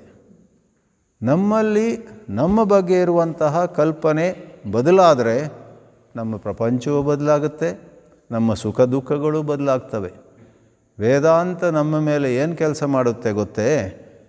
ವೇದಾಂತವನ್ನು ಓದಿದ ಹಾಗೆ ಪ್ರಾಮಾಣಿಕತೆಯಿಂದ ಒಂದಿಷ್ಟು ಸಂಯಮದ ಜೀವನವನ್ನು ನಡೆಸುತ್ತಾ ಒಳ್ಳೆ ರೀತಿಯಲ್ಲಿ, ಬರೀ ವಿದ್ವಾಂಸರಾಗಬಾರ್ದು, ಅದನ್ನು ಜೀವನದಲ್ಲಿ ತರುವಂತಹ ಪ್ರಯತ್ನ ಇದ್ದುದಾದರೆ ಸುಲಭ ಅಲ್ಲ, ಆದರೆ ನಾವು ಪ್ರಯತ್ನ ಮಾಡಬೇಕು. 1000 ಬಾರಿ ಬಿದ್ದರೂ ಕೂಡ ಮತ್ತೆ ಎದ್ದು ಮುಂದೆ ನಡಿಬೇಕು. ಅದನ್ನು ನಾವು ಅರ್ಥ ಮಾಡ್ಕೊಂಡು ಮುಂದೆ ಹೋದಾಗ ನಮ್ಮಲ್ಲಿ ನಮ್ಮ ಬಗ್ಗೆ ಇರುವಂತಹ ವಿಚಾರ, ನಾನು ಯಾರು, ನಾನು ಒಬ್ಬ ಎಲಿಜಿಬಲ್ ಬ್ಯಾಚುಲರ್ ಅಂತ ಬರೋದಿಲ್ಲ, ನಾನು BCom ಗ್ರ್ಯಾಜುಯೇಟ್ ಅಂತ ಬರೋದಿಲ್ಲ, ನಾನು ಕ್ಷತ್ರಿಯ ಅಥವಾ ಬ್ರಾಹ್ಮಣ, ವೈಶ್ಯ ಅಥವಾ ಶೂದ್ರ, ಗಂಡಸು ಅಥವಾ ಹೆಂಗಸು, ಎತ್ತರ ಅಥವಾ ಕುಳ್ಳ, ಏನೂ ಬರೋದಿಲ್ಲ ರೀ. ಅದೆಲ್ಲವನ್ನು ಹೊಡೆದು ಹಾಕುವಂಥದ್ದು ವೇದಾಂತ. ವ್ಯವಹಾರಕ್ಕೆ ಬರುತ್ತೆ, ವ್ಯವಹಾರದಲ್ಲಿ ಬೇಕು. ವ್ಯವಹಾರದಲ್ಲಿ ಈಗ ನೀವು ಏರ್ಪೋರ್ಟ್ ಹೋಗಿದ್ದೀರಾ, ಭಾಳ ವೇದಾಂತ ಓದೋದವರು, ನಾನು ಗಂಡಸಲ್ಲ ಹೆಂಗಸಲ್ಲ, ನಾನು ಆತ್ಮಚೈತನ್ಯ ಸಚ್ಚಿದಾನಂದ ಬ್ರಹ್ಮ, ಅದೆಲ್ಲ ಓದ್ಕೊಂಡಿದ್ದೀರ, ಅದರ ಮೇಲೆ 25 ಲೆಕ್ಚರ್ ಕೊಟ್ಟಿದ್ದೀರ ಅಂತ ಇಟ್ಕೊಳ್ಳಿ, ಸಂತೋಷ. ಅದರಲ್ಲಿ ಏರ್ಪೋರ್ಟ್ನಲ್ಲಿ ಬಾತ್ರೂಮ್ಗೆ ಹೋಗಬೇಕು, ಟಾಯ್ಲೆಟ್ ಹೋಗಬೇಕು, ಅಲ್ಲಿ ನಿಂತಾಗ ನಾನು ಗಂಡು ಅಲ್ಲ ಹೆಣ್ಣು ಅಲ್ಲ, ಎಲ್ಲಿ ಹೋಗಲಿ, ಸಾಧ್ಯ ಇದೆಯಾ? ಅಲ್ಲಿ ಗಂಡಸಾದವ್ರು ಹೆಚ್ಚು ಕಡಿಮೆಯಿಂದ ಹೆಂಗಸವರು ಹೋದರೆ ಅಲ್ಲಿ ಬೈದು ಬಿಡ್ತಾರೆ ಹುಡುಗಿಯರೆಲ್ಲ, why are you coming here ಅಂತ. ಅಥವಾ ಹೆಂಗಸಾದವರು ವೇದಾಂತ ಓದ್ಕೊಂಡು ನಾನು ಶುದ್ಧ ಚೈತನ್ಯ ಸರ್ವವ್ಯಾಪಿ ಬ್ರಹ್ಮ ಅಂತ ಹೆಂಗಸಾದವ್ರು ಗಂಡಸನ ವಾಶ್ರೂಮಿಗೆ ಹೋದರೆ ಅಲ್ಲಿ ಗಂಡಸರ ಹೇಗೆ ಏನು ಮಾಡ್ತಾರೆ ಗೊತ್ತಿಲ್ಲ, ಏನಮ್ಮ ಇಲ್ಲಿ ಬಂದುಬಿಟ್ಟು ಅಂತ ಕೇಳಿಬಿಡ್ತಾರೆ. ವ್ಯವಹಾರದಲ್ಲಿ ಎಷ್ಟು ಬೇಕೋ ಅಷ್ಟೇ. ವೇದಾಂತ ಓದಿದ ನಂತರ ಕೂಡ ನೀವು ತಂದೆ ಆದವ್ರು ತಂದೆ ಆಗಿರ್ತೀರ, ತಾಯಿ ಆದವ್ರು ತಾಯಿ ಆಗಿರ್ತೀರ. ಆದರೆ ಅನಾವಶ್ಯಕವಾಗಿ ಎಲ್ಲೆಲ್ಲೋ where it is not required ನಿಮಗೆ ನಾನೊಬ್ಬ ತಾಯಿ ಅಂತ 24 ಗಂಟೆ ಜಪ ಆಗೋದಿಲ್ಲ. ಮಗು ನಿಮ್ಮಲ್ಲಿ ಬರುತ್ತೆ, ಅಮ್ಮ ಹಸಿವಾಗಿ ಏನಾದರೂ ಇದೆಯಾ, ಯಾಕಿಲ್ಲ ಮಗು, ಕೂಡಲೇ ನೀವು ತಾಯಿಯಾದವರು ಇಲ್ಲಿ ಬಿಸಿ ಬಿಸಿ ಉಪ್ಪಿಟ್ಟು ಈಗ ತಾನೇ ಮಾಡಿದ್ದೀನಿ ತಿನ್ನು ಅಂತ ಹೇಳ್ತೀರ. That is as per transaction. Otherwise you are not caught. ಯಾವುದೋ ಒಂದು ಕಲ್ಪನೆ ನಿಮ್ಮನ್ನು ಇದು ನಾನು ಅನ್ನುವ ರೀತಿಯಲ್ಲಿ ಒಂದು ರೀತಿ ಅರೆಸ್ಟ್ ಮಾಡಿರೋದಿಲ್ಲ. ಅದು ವಾಕ್ಯಾರ್ಥದ ವಿಚಾರದಿಂದ ನಮ್ಮಲ್ಲಾಗುವಂಥ ಬದಲಾವಣೆ. ಬರೇ ಅಪ್ಪನೋ ಅಮ್ಮನೋ ಅಥವಾ ಯಾವುದೋ ಜವಾಬ್ದಾರಿ ಮಾತ್ರ ಅಲ್ಲ. ನೀವು ಬೇಕಾದರೆ ದೇಶದ ಪ್ರಧಾನಮಂತ್ರಿಯೋ ಅಥವಾ ರಾಷ್ಟ್ರಪತಿಯೋ, ರಾಜ್ಯದ ಮುಖ್ಯಮಂತ್ರಿಯೋ ಅಥವಾ ಗವರ್ನರ್ಗೇನು ಹೇಳ್ತಾರೆ, ರಾಜ್ಯಪಾಲರಾಗಿ, ಯಾವುದೇ ಇರಲಿ, ಯಾವುದು ದೊಡ್ಡ ಕಂಪನಿಯ ಮ್ಯಾನೇಜಿಂಗ್ ಡೈರೆಕ್ಟ್ರ್, ಎಲ್ಲವನ್ನೂ ನಿರ್ವಹಿಸ್ಬೋದು ವ್ಯವಹಾರಕ್ಕೆ ತಕ್ಕಂತೆ. ಆದರೆ ಆ ಜವಾಬ್ದಾರಿಗಳನ್ನು ನಿರ್ವಹಿಸುವ ಮಧ್ಯದಲ್ಲಿ ಯಾರು ನಿಮ್ಮ ಎದುರು ಕೂತಿಲ್ಲ, ಯಾವ ಮೀಟಿಂಗ್ ನಡೀತಾ ಇಲ್ಲ, ಆಗ ಬ್ರಹ್ಮಚಿಂತನದಲ್ಲಿ ನಾನು ಯಾರು, ನಾನು ವಿವರಿಸಲು ವರ್ಣಿಸಲು ಸಾಧ್ಯವಿಲ್ಲದಂತಹ ಒಂದು ಇರುವಿಕೆಯ ಸತ್ಯ. ಸತ್ಯಂ ಜ್ಞಾನಂ ಅನಂತಂ ಬ್ರಹ್ಮ. ಆದ್ದರಿಂದ ಈ ವಾಕ್ಯಗಳೆಲ್ಲ ತಮಾಷೆ ಅಲ್ಲ, ವಾಕ್ಯಗಳೆಲ್ಲ ಡೋಂಟ್ ಟೇಕ್ ದೆಮ್ ಲೈಟ್ಲಿ. ಈ ಮಹಾವಾಕ್ಯಗಳು ನಾವು ಉಪನಿಷತ್ತಿನ ಹೆಚ್ಚಾಗಿ ಹೇಳ್ತಾ ಇದ್ದೇವೆ, ಹಾಗೆಯೇ ಬಸವೇಶ್ವರರ ವಚನಗಳು, ಅಕ್ಕ ಮಹಾದೇವಿ ವಚನಗಳು, ಪುರಂದರದಾಸ, ಕನಕದಾಸ, ಸೂರದಾಸ, ತುಳಸಿದಾಸ, ಇವರೆಲ್ಲ ತಮ್ಮ ಭಜನೆಗಳಲ್ಲೂ ಅಲ್ಲಿ ಇಲ್ಲಿ ಒಂದು ಮಾತು ಹೇಳ್ತಾರೆ. ಅದರ ಬಗ್ಗೆ ವಿಚಾರ ಮಾಡಿದರೆ ವಿಚಾರ್ಯತಾಂ, ವಾಕ್ಯಾರ್ಥಶ್ಚ ವಿಚಾರ್ಯತಾಂ ಅನ್ನೋದು ನೀವು ಉಪನಿಷತ್ತಿಗೆ ಸೀಮಿತಗೊಳಿಸ್ಬೇಕಂತಿಲ್ಲ. ಕನಕದಾಸರ ಭಜನೆಯಲ್ಲಿರುವ ಒಂದು ವಾಕ್ಯವನ್ನು ವಿಚಾರ್ಯತಾಂ, ಬರೇ ಹಾಡಿ ಅದರ ಸಂಗೀತವನ್ನು ನೀವು ಆನಂದಿಸಬೇಡಿ, ಅದು ಒಳ್ಳೆಯದು, ಅದಕ್ಕಿಂತ ಮುಂದೆ ಹೋಗಿ ಅಲ್ವೇ. ವಾಕ್ಯಾರ್ಥಶ್ಚ ವಿಚಾರ್ಯತಾಂ. ಶ್ರುತಿಮತಸ್ತರ್ಕ ಅನುಸಂಧೀಯ ಶ್ರುತಿಶಿರಪಕ್ಷ ಸಮಾಶ್ರೀಯತಾಂ. ಶ್ರುತಿಶಿರ ಮತ್ತೇನಲ್ಲ, ಶ್ರುತಿ ಅಂದರೆ ವೇದ, ವೇದದ ಶಿರಸ್ಸು ಅಂದರೆ ಉಪನಿಷತ್ತು. ವೇದದಲ್ಲಿ ನಾನು ಮೊದಲನೇ ಕ್ಲಾಸ್ನಲ್ಲಿ ಹೇಳಿದಾಗೆ ಹಲವಾರು ವಿಷಯಗಳು ಬರ್ತವೆ. ಆದರೆ ಎಲ್ಲ ಶಿರಸ್ಸಿಗೆ, ಹೇಗೆ ನಮ್ಮ ದೇಹದಲ್ಲಿ ಶಿರಸ್ಸು, ಮುಖ, ತಲೆ ಇದು ಮುಖ್ಯ ಭಾಗ, ಆ ಪ್ರಕಾರವಾಗಿ ವೇದದಲ್ಲಿ ಕೊನೆಗೆ ಬರುವಂಥ ಮಾತು ವೇದಾಂತ ಅಂತೇವೆ ಅದಕ್ಕೆ, ಉಪನಿಷತ್ತು. ಆ ವೇದಾಂತದಲ್ಲಿ ಯಾವುದೋ ವಾಕ್ಯಕ್ಕೆ ವೇದಾಂತದೊಳಗೇನೆ ಒಂದು ಅರ್ಥ ಕೊಟ್ಟಿರುತ್ತೆ. ಯಾವುದೋ ಒಂದು ಮಂತ್ರದಲ್ಲಿ ಒಂದು ವಾಕ್ಯ ಬಂದಿದೆ, ಇನ್ನು ಕೆಲವು ಮಂತ್ರಗಳಲ್ಲಿ ಇದ್ರ ಬಗ್ಗೆ ಅರ್ಥ, ಅದರದ್ದು ವಿಸ್ತರಣ, ಎಕ್ಸ್ಪಾನ್ಷನ್ ಬಂದಿರುತ್ತೆ. ನಾವು ಈಗ ವ್ಯಾಖ್ಯಾನ, ಭಾಷ್ಯ, ಟೀಕೆ ಅಥವಾ ಆಚಾರ್ಯರ ವಚನಗಳು ಅಂತ ಹೇಳಿದೆವು. ಆದರೆ ಅದಕ್ಕೂ ಮೊದಲು within the Upanishads there are other statements which throw light on this statement. ಅಲ್ಲಿ ಹೇಳಿರುವಂಥ ಒಂದು ದೃಷ್ಟಿ, ಅದನ್ನು ನಾವು ಆಶ್ರಯಿಸಬೇಕು. ಓದೋದು ವೇದಾಂತ, ಕೊನೆಗೆ ಇನ್ಯಾವುದೋ ಒಂದು ಪುಸ್ತಕ ತಗೊಂಡು ಅದರ ಬೆಳಕಲ್ಲಿ ವೇದಾಂತ ವಾಕ್ಯವನ್ನು ಅರ್ಥ ಮಾಡ್ಕೊಳ್ತೀವಿ. ಅಥವಾ ಇನ್ನು ಕೆಲವರು ಏನು ತಪ್ಪು ಮಾಡ್ತಾರೆ, ವೇದಾಂತದ ಮುಖ್ಯ ವಾಕ್ಯ ಓದಿದ್ರೆ ನನಗೆ ಯಾವ ಭಾಷ್ಯ ಬೇಕಿಲ್ಲ, ನನಗೆ ದೇವರು ಒಳ್ಳೆ ಬುದ್ಧಿ ಕೊಟ್ಟಿದ್ದಾನೆ, ನನ್ನ ಬುದ್ಧಿಯಿಂದಲೇ ಇದನ್ನು ಅರ್ಥ ಮಾಡ್ಕೊಳ್ತೀನಿ ಅಂದರೆ, ಸ್ವಾಮಿ ನಿಮ್ಮ ಹುರುಪನ್ನು ನಾವು ಮೆಚ್ತೀವಿ, ಆದರೆ ಇದು ಆ ಥರದ್ದು ಮಕ್ಕಳಾಟ ಅಲ್ಲ. ಈ ವಾಕ್ಯಗಳಲ್ಲಿ ಬಹಳ ಆಳ ಇದೆ. ಐನ್ಸ್ಟೈನ್ದು ಯಾವುದೋ ರಿಲೇಟಿವಿಟಿನ ನನಗೆ ಯಾವ ಬೇರೆ ಪುಸ್ತಕ ಬೇಡ, ಅದು ಹೇಗೆ ಸಮಯ ಅನ್ನೋದು ಕೂಡ ಸಾಪೇಕ್ಷ ಸತ್ಯ, ರಿಲೇಟಿವ್ ಟ್ರುತ್, ನಾನೇ ಅರ್ಥ ಮಾಡ್ಕೊಳ್ತೀನಿ ಅಂದರೆ ಅಷ್ಟು ಸುಲಭ ಇಲ್ಲ. ರಿಲೇಟಿವಿಟಿ, ಈಗೆಲ್ಲ ಕ್ವಾಂಟಮ್ ಫಿಸಿಕ್ಸ್ ತುಂಬ ಮಾತಾಡ್ತಿದ್ದಾರೆ. ಕ್ವಾಂಟಮ್ ಫಿಸಿಕ್ಸು ನನಗೆ ಯಾವ ಪುಸ್ತಕ ಬೇಡ ಅಂತ ಆಗೋದಿಲ್ಲ. ಪುಸ್ತಕ ಇದ್ದು ನೀವು ಒಂದು ಒಳ್ಳೆಯ ವಿಶ್ವವಿದ್ಯಾಲಯದಲ್ಲಿ ಬಹಳ ನುರಿತ, ಬಹಳ ಪ್ರವೀಣರಾದಂತಹ ಪ್ರಾಧ್ಯಾಪಕರಲ್ಲಿ ಕಲಿತರೂ ಕೂಡ ಅದು ಸಾಕಾಗೋದಿಲ್ಲ, ಅಷ್ಟು ಗಂಭೀರ ಗಾಢವಾದದ್ದಿರುತ್ತೆ ಅದು ಅಲ್ವಾ. ಎಲ್ಲೋ ಲಕ್ಷಕ್ಕೊಂದು ಸಾರಿ ಕೆಲವರು ಜೀನಿಯಸ್ ಇರ್ತಾರೆ, ಅದು ಬೇರೆ ಪ್ರಶ್ನೆ. ಹಾಗೆ ನೋಡಿದರೆ ಸಂಕ್ಷೇಪವಾಗಿ ಹೇಳುವುದಿದ್ದರೆ, ನಮ್ಮ ಹಿಂದಿನ ಕಾಲದ ಋಷಿ ಮುನಿಗಳು ಯಾವ ಪ್ರಯೋಗಶಾಲೆ ಇಲ್ಲದೆ ಜಗತ್ತಿನ ಎಷ್ಟೋ ರಹಸ್ಯಗಳನ್ನು ಕಂಡುಕೊಂಡಿದ್ದರು. ಈಗಲೂ ನೋಡಿ, ಗ್ರಹಣ ಅನ್ನೋದನ್ನೆಲ್ಲ ನಮ್ಮ ಈ ಜ್ಯೋತಿಷಿಗಳು ಅದು ಲೆಕ್ಕ ಹಾಕಿ ಇದು ಈ ತಾರೀಕಿಗೆ ಬರುತ್ತೆ ಅಂತ ಹೇಳ್ತಾರೆ. ಅವರೇನು ಟೆಲಿಸ್ಕೋಪೆಲ್ಲ ಇಟ್ಕೊಂಡು ಲೆಕ್ಕಾಚಾರ ಹಾಕೋದಿಲ್ಲ. ಅವ್ರದ್ದು ಪಂಚಾಂಗ ಅಂತ ಇರುತ್ತೆ ನೋಡಿ, ಪಂಚಾಂಗದಲ್ಲಿ ಸೂರ್ಯಗ್ರಹಣ ಯಾವಾಗಾಗುತ್ತೆ, ಚಂದ್ರಗ್ರಹಣ ಯಾವಾಗಾಗುತ್ತೆ, 25 ಅಂತ ವಿಷಯ ಹೇಳ್ತಾರೆ. ನಾವ್ಯಾರು ಜ್ಯೋತಿಷ ಓದಿಲ್ಲ, ಅದು ಅಚ್ಚರಿಯ ವಿಷಯ ಅಲ್ವೇ, ಅವ್ರಿಗೆ ಹೇಗೆ ಗೊತ್ತಾಗುತ್ತೆ? ಅದು ಅವ್ರು ಯಾರು ಆಧುನಿಕ ಫಿಸಿಕ್ಸ್, ಭೌತಶಾಸ್ತ್ರದ ಪ್ರಕಾರ ಗ್ರಹಗತಿಯನ್ನು ಅಥವಾ ನಕ್ಷತ್ರಗಳ ಸ್ಥಾನಗಳನ್ನು ಕಲ್ತಿರೋದಿಲ್ಲ. ಅದೊಂದು ವಿಸ್ಮಯವೇ. ಈ ನಮ್ಮ ದೇಶದಲ್ಲಿ ಆದಂತಹ ಸಂಶೋಧನೆಗಳು, ಆವಿಷ್ಕಾರಗಳು ನಮ್ಮನ್ನು ಬೆರಗುಗೊಳಿಸ್ತವೆ. ಇಲ್ಲಿ ಹೇಳಿರೋ ವಿಷಯ ಏನಂದರೆ, ವೇದಾಂತದಲ್ಲಿ ಹೇಳಿರೋ ವಾಕ್ಯಗಳನ್ನು ಆ ವೇದಾಂತಕ್ಕೆ ಹೊಂದುವಂತಹ logic that fits into the system of Vedanta, ಅದನ್ನು ನೀವು ಆಶ್ರಯಿಸಬೇಕು, ಅದನ್ನು ಓದಬೇಕು ಅಂತ. ಯಾವುದ್ಯಾವುದು ದುಸ್ತರ್ಕ ತರಬಾರ್ದು. ಅದಕ್ಕೆ 18 ಆಯಿತು. 19ರಲ್ಲಿ ದುಸ್ತರ್ಕಾತ್ ಸುವಿರಮ್ಯತಾಂ. ದುಸ್ತರ್ಕ ಅಂದರೆ ಇನ್ನು ಬೇರೆ ಕಡೆಯಲ್ಲಿ ಅದಕ್ಕೆ ಕುತರ್ಕ ಅಂತಾರೆ, ಬ್ಯಾಡ್ ಲಾಜಿಕ್. ಬ್ಯಾಡ್ ಲಾಜಿಕ್ಕಿಗೆ ಒಂದು ಹಾಸ್ಯಮಯವಾದ ಒಂದು ದೃಷ್ಟಾಂತ ಇದೆ, ಲೌಕಿಕ ದೃಷ್ಟಾಂತ. ಯಾರೋ ಒಬ್ಬರು ತುಂಬ ಕುಡಿತಿದ್ರಂತೆ, ಏನು ಕಾಫಿ ಟೀ ಅಲ್ಲ, ಮದ್ಯಪಾನ, ಆಲ್ಕಹಾಲ್. ಒಬ್ಬರು ಹಿರಿಯರಿಗೆ ಭಾಳ ಅನುಕಂಪ ಆಯಿತು. ಈ ಯುವ ವಯಸ್ಸಿನಲ್ಲೇ ಈ ಥರ ಕುಡಿತಾ ಹೋದರೆ ನಾಳೆ ಏನಾಗುತ್ತೆ, ಅವನದು ಲಿವರ್ ಹಾಳಾಗಿ ಹೋಗುತ್ತೆ, ಅವನ ಆರೋಗ್ಯ ಕೆಡುತ್ತೆ. ಎಷ್ಟು ಬೇಕಾದ್ದಕ್ಕೆ ಅಂದ ಏನೋ ಒಂದು ಸ್ವಲ್ಪ ಕುಡಿದ್ರೆ, ಅದು ಪಾಶ್ಚಾತ್ಯ ಸಂಸ್ಕೃತಿಯಲ್ಲಿ ಎಲ್ಲರೂ ಸ್ವಲ್ಪ ಕುಡಿತಾರೆ. ಈ ಪಾಶ್ಚಾತ್ಯರಾಗಲಿ ಪೌರ್ವಾತ್ಯರಾಗಲಿ ನಮ್ಮ ದೇಶದವರಾಗಲಿ ಬೇಕಾದಕ್ಕಿಂತ ತುಂಬ ಕುಡಿದರೆ ಅವರು ಅವನಿಗೆ ಬುದ್ಧಿ ಹೇಳಲಿಕ್ಕೋಸ್ಕರ ಒಬ್ಬರು ಹಿರಿಯರು ಬಂದು, ನೋಡಪ್ಪ ನಿನಗೊಂದು ತೋರಿಸ್ತೀನಿ ಅಂತ ಒಂದು ಗ್ಲಾಸು ಆಲ್ಕೋಹಾಲ್ ತರ್ತಾರೆ. ಒಂದು ಹುಳು ತಗೊಂಬರ್ತಾರೆ. ಆ ಹುಳು ಅಲಗಾಡ್ತಾ ಇರುತ್ತೆ ಕೈಯಲ್ಲಿ, ಜೀವಂತ ಹುಳು. ಆ ಆಲ್ಕೋಹಾಲ್ನಲ್ಲಿ ಆ ಹುಳುವನ್ನು ಹಾಕ್ತಾರೆ.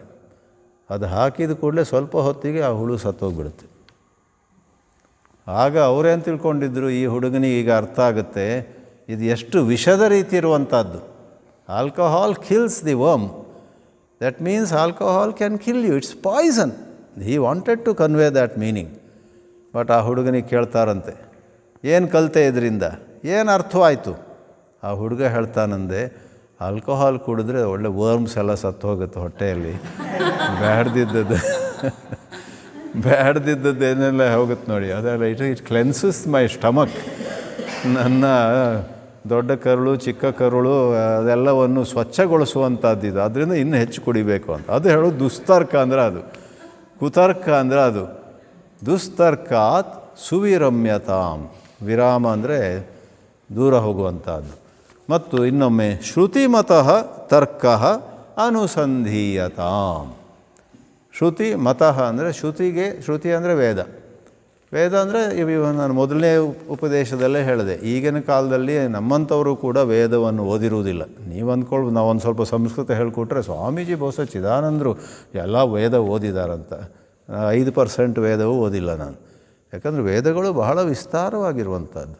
ಬಹುಶಃ ನನಗೆ ಗೊತ್ತಿಲ್ಲ, ಬಹುಶಃ ಕೆಲವು ವಿದ್ವಾಂಸರು ಕಾಂಚಿ ಶೃಂಗೇರಿ ಅಲ್ಲೆಲ್ಲ ಚಿಕ್ಕಂದಿನಲ್ಲೇ ವೇದ ಮಂತ್ರ ಹೇಳ್ತಾ ಭಾಳ ವೇದಾಭ್ಯಾಸ ಆಗುತ್ತಲ್ಲ, ಅವ್ರ ಕಥೆ ಎಲ್ಲ ಬೇರೆ, ನಮ್ಮ ಹಿನ್ನೆಲೆ ಬೇರೆ. ಆದ್ದರಿಂದ ವೇದವನ್ನು ದಿನವೂ ಓದಬೇಕಂತ ಮೊದಲನೇ ಉಪದೇಶದಲ್ಲಿ ನಾವು ಅರ್ಥ ಕೊಟ್ಟಿದ್ದೆವು. ಏನು?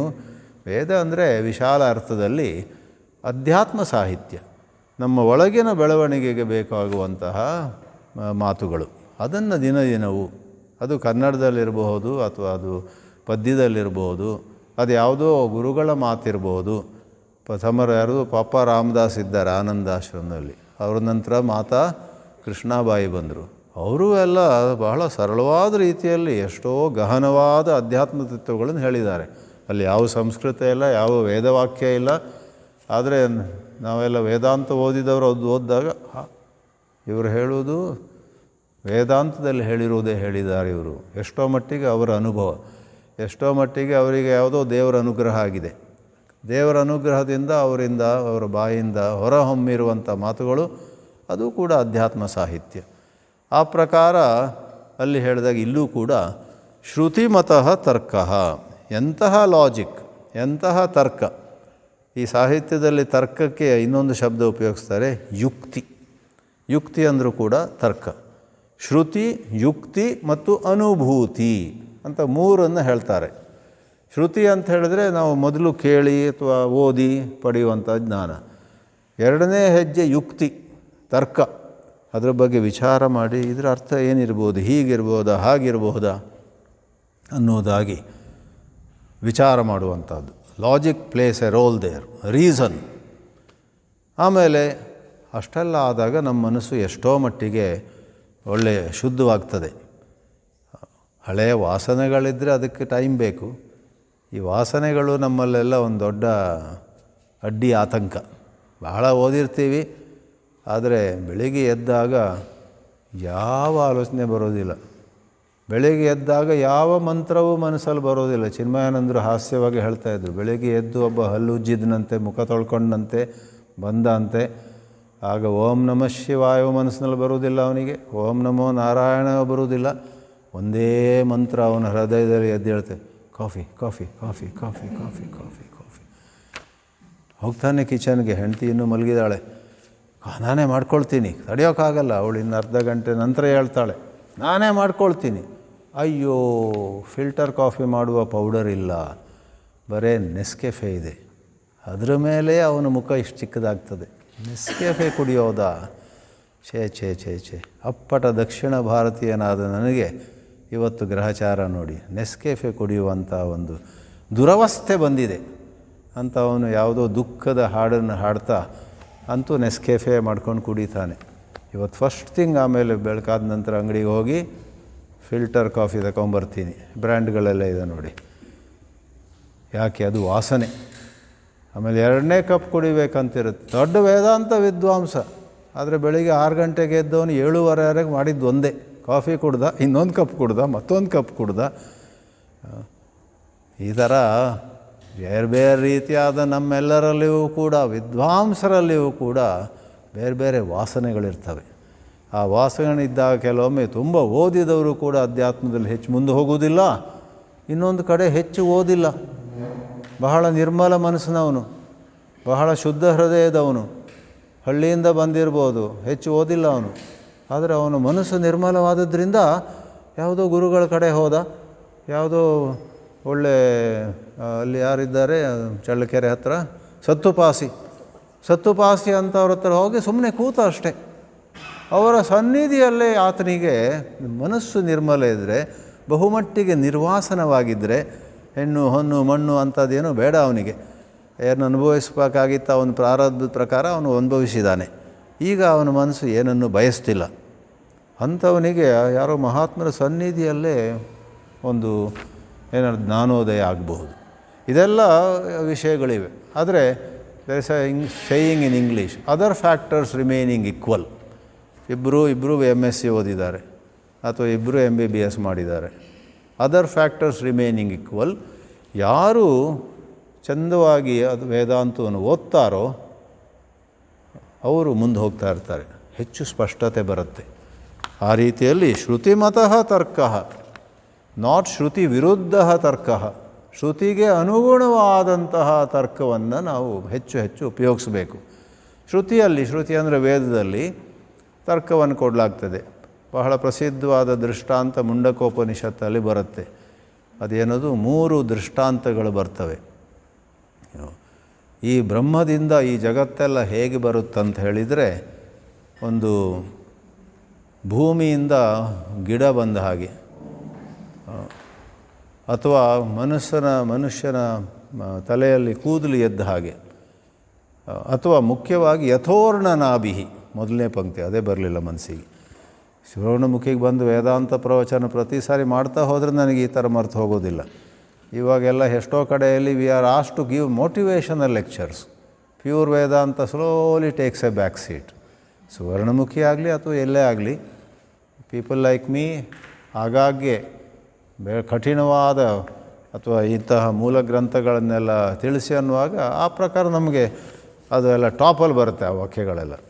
ಅಲ್ಲಿ ಭಾಳ ಪ್ರಸಿದ್ಧವಾದ ಮಂತ್ರ ಇದೆ, ಯಥೋರ್ಣನಾಭಿಹಿ ಸೃಜತೆ ಗೃಹ್ಣತೆ ಚ ಯಥಾ ಪುರುಷಾತ್ ಕೇಶಲೋಮಾನಿ ಜಾಯಂತೆ ಯಥಾ ಪೃಥಿವ್ಯಾ ಓಷಧಯಃ ಸಂಭವಂತಿ ತಥಾ ಅಕ್ಷರಾತ್ ಸಂಭವತೀಹ ವಿಶ್ವಂ ಅಂತ ಒಂದೆರಡು ಶಬ್ದ ಹಿಂದೆ ಮುಂದಾಗಿರ್ಬೋದು. ಅಕ್ಷರ ಅನ್ನುವಂತಹ ಬ್ರಹ್ಮತತ್ವದಿಂದ ಈ ಪ್ರಪಂಚ ಎಲ್ಲ ಹೊರಗೆ ಬರುತ್ತೆ ಅಂತ ಹೇಗೆ ಸ್ವಾಮಿ ಅಂತ ಲಾಜಿಕ್ ಕೇಳಿದರೆ ಅಲ್ಲೇ ಕೊಟ್ಟಿರ್ತಾರೆ. ಹೇಗೆ ಒಂದು ಜೇಡರ ಹುಳು, ಸ್ಪೈಡರ್, ಅದು ಜೇಡರ ಬಲೆ ಮಾಡುವಾಗ ಎಲ್ಲಿಂದಲೂ ಆ ದ್ರವ್ಯವನ್ನು ತರೋದಿಲ್ಲ, ತನ್ನ ಒಳಗಿಂದಲೇ ಒಂದು ಮೇಣ ಅಂತಾರಲ್ಲ, ಮೇಣದ ರೀತಿ ಇರುವಂತಹ ವ್ಯಾಕ್ಸಿ ಸಬ್ಸ್ಟೆನ್ಸ್ ಹೊರಗೆ ತರುತ್ತೆ. ಅದರಿಂದಲೇ ಆ ಬಲೆಯನ್ನು ರಚಿಸುತ್ತೆ. ಆಮೇಲೆ ಅದಕ್ಕೆ ಮನಸ್ಸಾದಾಗ ಆ ಬಲೆಯನ್ನು ತನ್ನೊಳಗೆ ಎಳೆದುಕೊಳ್ಳುತ್ತೆ. ಯಥಾ ಊರ್ಣನಾಭಿಹಿ, ಊರ್ಣನಾಭಿ ಅಂದರೆ ಜೇಡರ ಹುಳು, ಯಥಾ ಊರ್ಣನಾಭಿ ಸೃಜತೆ, ಆ ಬಲೆಯನ್ನು ಸೃಷ್ಟಿಸುತ್ತೆ, ಗೃಹ್ಣಾತಿ ಚ. ಆಮೇಲೆ ಹೌದಾ, ಆ ಜೇಡರ ಬಲೆ ಅದು ಜಡ, ಅದಕ್ಕೆ ಬದುಕಿ ಜೀವ ಇಲ್ಲ. ಆದ್ದರಿಂದ ಈ ವಿಶ್ವ ಎಲ್ಲ ಇದು ಜಡವಾಗಿರಬೇಕಲ್ಲ, ಇನರ್ಟ್, ಇನ್ಸೆನ್ಷಿಯಂಟ್. ಇನ್ನೊಂದು ಉದಾಹರಣೆ ಕೊಡ್ತಾರೆ ಅದೇ ಮಂತ್ರದಲ್ಲಿ, ಯಥಾ ಪೃಥಿವ್ಯಾಹ ಓಷಧಯ ಸಂಭವಂತಿ. ಪೃಥಿವಿಯಿಂದ, ಭೂಮಿಯಿಂದ ಗಿಡಗಳು ಬರ್ತವೆ. ಆ ಗಿಡಗಳು ಯಾವುದು ಬರುತ್ತೋ ಅಲ್ಲಿ ಜೀವ ಇದೆ. ಆದ್ದರಿಂದ ಬ್ರಹ್ಮನಿಂದ ಹೊರಗೆ ಬರುವುದು ಜಡ ಅಂತ ಭಾವಿಸಬೇಡಿ, ಜಡ ಮತ್ತು ಚೇತನ ಎರಡೂ ಬರುತ್ತೆ. ಹಾಗಂದ ಮಾತ್ರಕ್ಕೆ ಹಾಗಾದರೆ ಭೂಮಿಯೆಲ್ಲ ಗಿಡ ಬರುವಾಗ ಭೂಮಿ ಸಾಮಾನ್ಯ ದೃಷ್ಟಿಯಲ್ಲಿ ಜಡ, ಮಣ್ಣು ಕಲ್ಲು ಅದೆಲ್ಲ. ಹಾಗಾದರೆ ಬ್ರಹ್ಮವೇ ಜಡವ ಅಂದರೆ ಇಲ್ಲ. ಪುರುಷಾತ್ ಕೇಶಲೋಮಾನಿ, ಒಬ್ಬ ಮನುಷ್ಯನಿಂದ ಕೇಶ ಅಂದರೆ ತಲೆಯಲ್ಲಿರುವ ಕೂದಲು, ಲೋಮಾನಿ ಅಂದರೆ ಮೈಯಲ್ಲೆಲ್ಲ ಇರುವಂಥ ಕೂದಲು. ಅಲ್ಲಿ ಪುರುಷ ಮೂಲ ಚೇತನ, ಮೂಲವೂ ಚೇತನ ಮತ್ತು ಹೊರಗೆ ಬರುವುದು ಕೂಡ ಚೇತನ. ಆ ರೀತಿಯಲ್ಲಿ ಬ್ರಹ್ಮವು ಎಲ್ಲಕ್ಕೂ ಮೂಲ ಅಂತ ಒಂದು ಮಾತಿಗೆ ತರ್ಕ ಕೊಟ್ಟಿರ್ತಾರೆ. ಅಂಥ ತರ್ಕವನ್ನು ನಾವು ಮನನ ಮಾಡಬೇಕು. ಒಮ್ಮೆ ಕೆಲವು ಉತ್ಸಾಹಿ ತರುಣರು ಸ್ವಾಮಿ ಚಿನ್ಮಯಾನಂದನ್ ಕೇಳಿದರು, ನಾವು ವೇದಾಂತ ಇಷ್ಟಪಡ್ತೀವಿ, ಆದರೆ ನಮಗೆ ಜೆ ಕೃಷ್ಣಮೂರ್ತಿಯನ್ನು ಓದಬೇಕು, ಆಚಾರ್ಯ ರಜನೀಶ್ ಓಶೋವನ್ನು ಓದಬೇಕು, ಇನ್ನೊಂದು ಓದಬೇಕು, ಅದು ಓದ್ಬೋದಾ ಅಂತ. ಚಿನ್ಮಯಾನಂದರು ಭಾಳ ಪ್ರಾಕ್ಟಿಕಲ್. ಅವ್ರಿಗೆ ಗೊತ್ತು ಏನೇನೆಲ್ಲ ಓದೋಕ್ಕೆ ಹೋದರೆ ಎಷ್ಟೋ ಬಾರಿ ಭ್ರಾಂತಿ ಆಗುತ್ತೆ, ಕೋಲಾಹಲ ಆಗುತ್ತೆ ಮನಸ್ಸಲ್ಲಿ. ಅವರು ಉತ್ತರ ಕೊಟ್ಟಿದ್ದೇನೆಂದರೆ, ಅವರಿಗೂ ಒಳ್ಳೆ ಕೃಷ್ಣಮೂರ್ತಿ ಆಗಲಿ ರಜನೀಶ್ ಆಗಲಿ ಅವರೆಲ್ಲರ ಬಗ್ಗೆ ಗೌರವ ಇತ್ತು. ಆದರೆ ಒಂದೇ ಸಾರಿ ಅದು ಓದೋದು ಇದು ಓದೋದು ಅದು ಓದೋದು ಹೋದರೆ ವಿರೋಧ ಬರುತ್ತೆ. ಅವರು ಹೇಳಿದರು, ನೋಡಿ ಆ ತರುಣರು ಚಿನ್ಮಯಾನಂದರ ಬೊಂಬಾಯಿ ಆಶ್ರಮಕ್ಕೆ ಸೇರಿ 2 ವರ್ಷ ವೇದಾಂತ ಓದಲಿಕ್ಕೆ ಹೊರಟಿದ್ರು. ನೀವು ನಮ್ಮ ಆಶ್ರಮಕ್ಕೆ ಬಂದು ವೇದಾಂತ ಓದುವುದಾದರೆ 2 ವರ್ಷ ನಿಮಗೆ ನಾವು ಏನೆಲ್ಲ ತಿಳಿಸ್ಕೊಡ್ತೀವಿ, ನಮ್ಮ ಶಾಸ್ತ್ರವನ್ನು ತಿಳಿಸ್ಕೊಡ್ತೀವಿ. ಆ 2 ವರ್ಷ ನೀವು ಜೆ ಕೃಷ್ಣಮೂರ್ತಿ ಅಥವಾ ರಜನೀಶ್ ಅವರನ್ನು 2 ವರ್ಷ ಮುಟ್ಟಬೇಡಿ. ಇಲ್ಲೊಂದು ಒಳ್ಳೆಯ ಫೌಂಡೇಶನ್ ಪಡೆಯಿರಿ.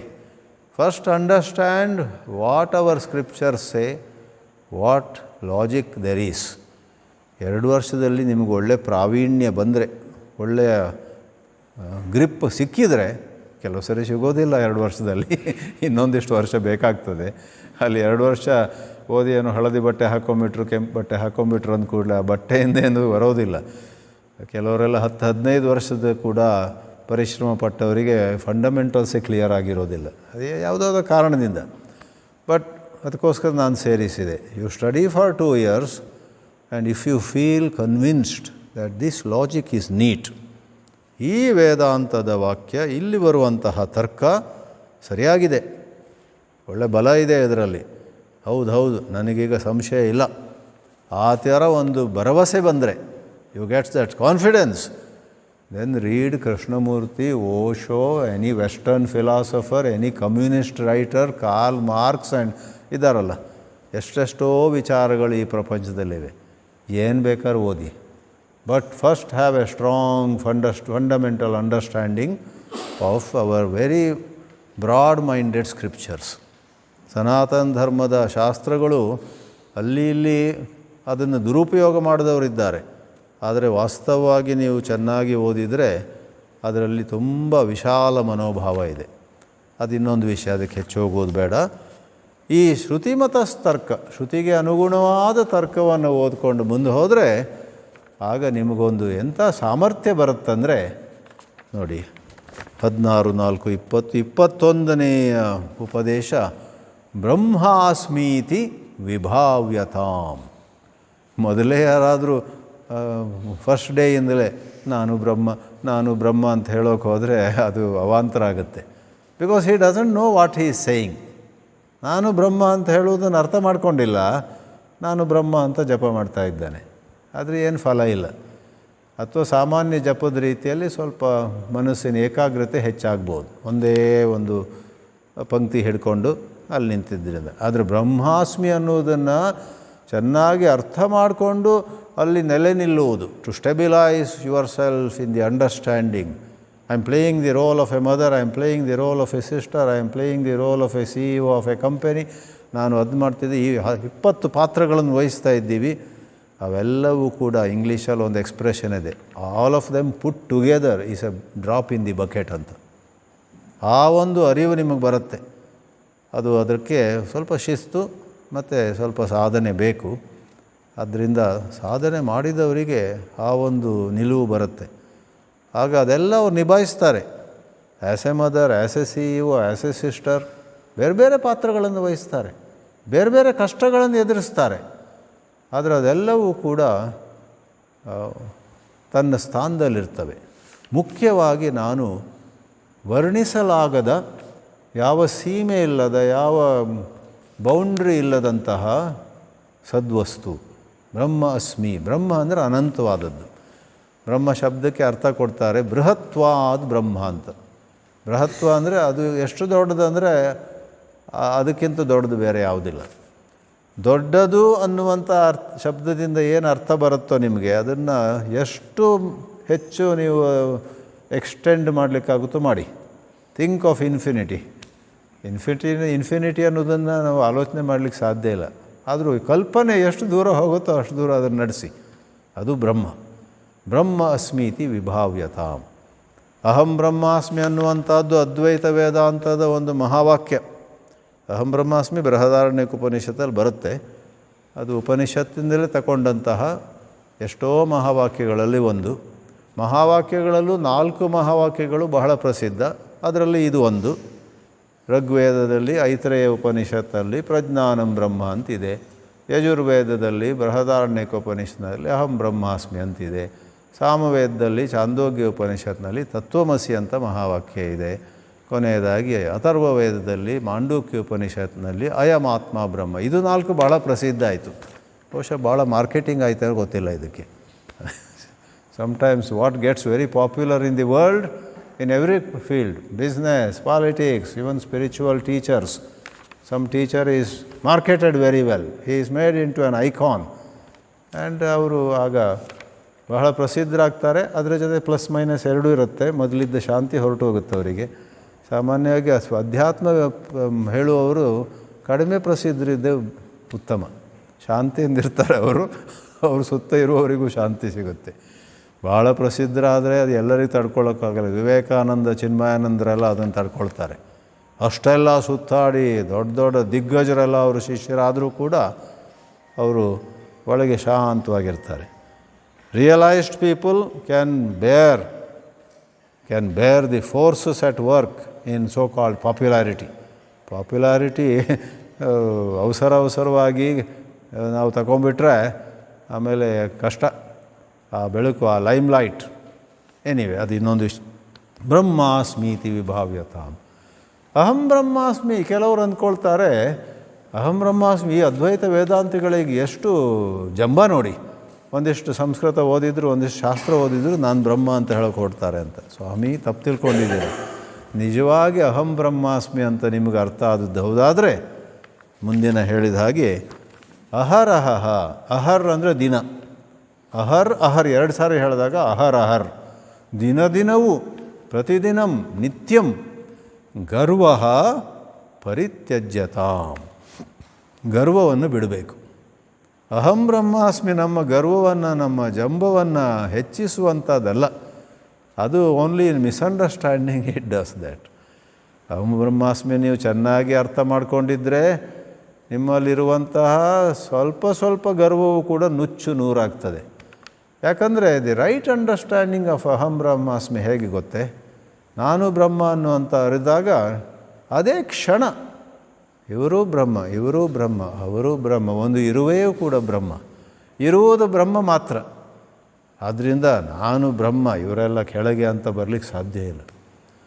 ಆದ್ದರಿಂದ ಆ ಬ್ರಹ್ಮಾಸ್ಮೀತಿ ಅಂತ ಒಂದು ಭಾವನೆ, ಒಂದು ಧ್ಯಾನ, ಅದರ ಜೊತೆಗೇನೆ like the other side of the same coin, ಒಂದು ನಾಣ್ಯದ ಇನ್ನೊಂದು ಮುಖದ ಹಾಗೆ ಗರ್ವ ಇಲ್ಲದಿರುವುದು ಒಟ್ಟಿಗೆ ಬರುತ್ತೆ. ಗರ್ವವನ್ನು ಬಿಡಬೇಕು. 22 ಆಯಿತು. 23ನೇದು ಈ ಗರ್ವವನ್ನು ಬಿಡುವಂಥದ್ದು, ಈ ಬ್ರಹ್ಮ ನಾನು ಅಂತ ಚಿಂತನೆ ಮಾಡುವಂಥದ್ದು.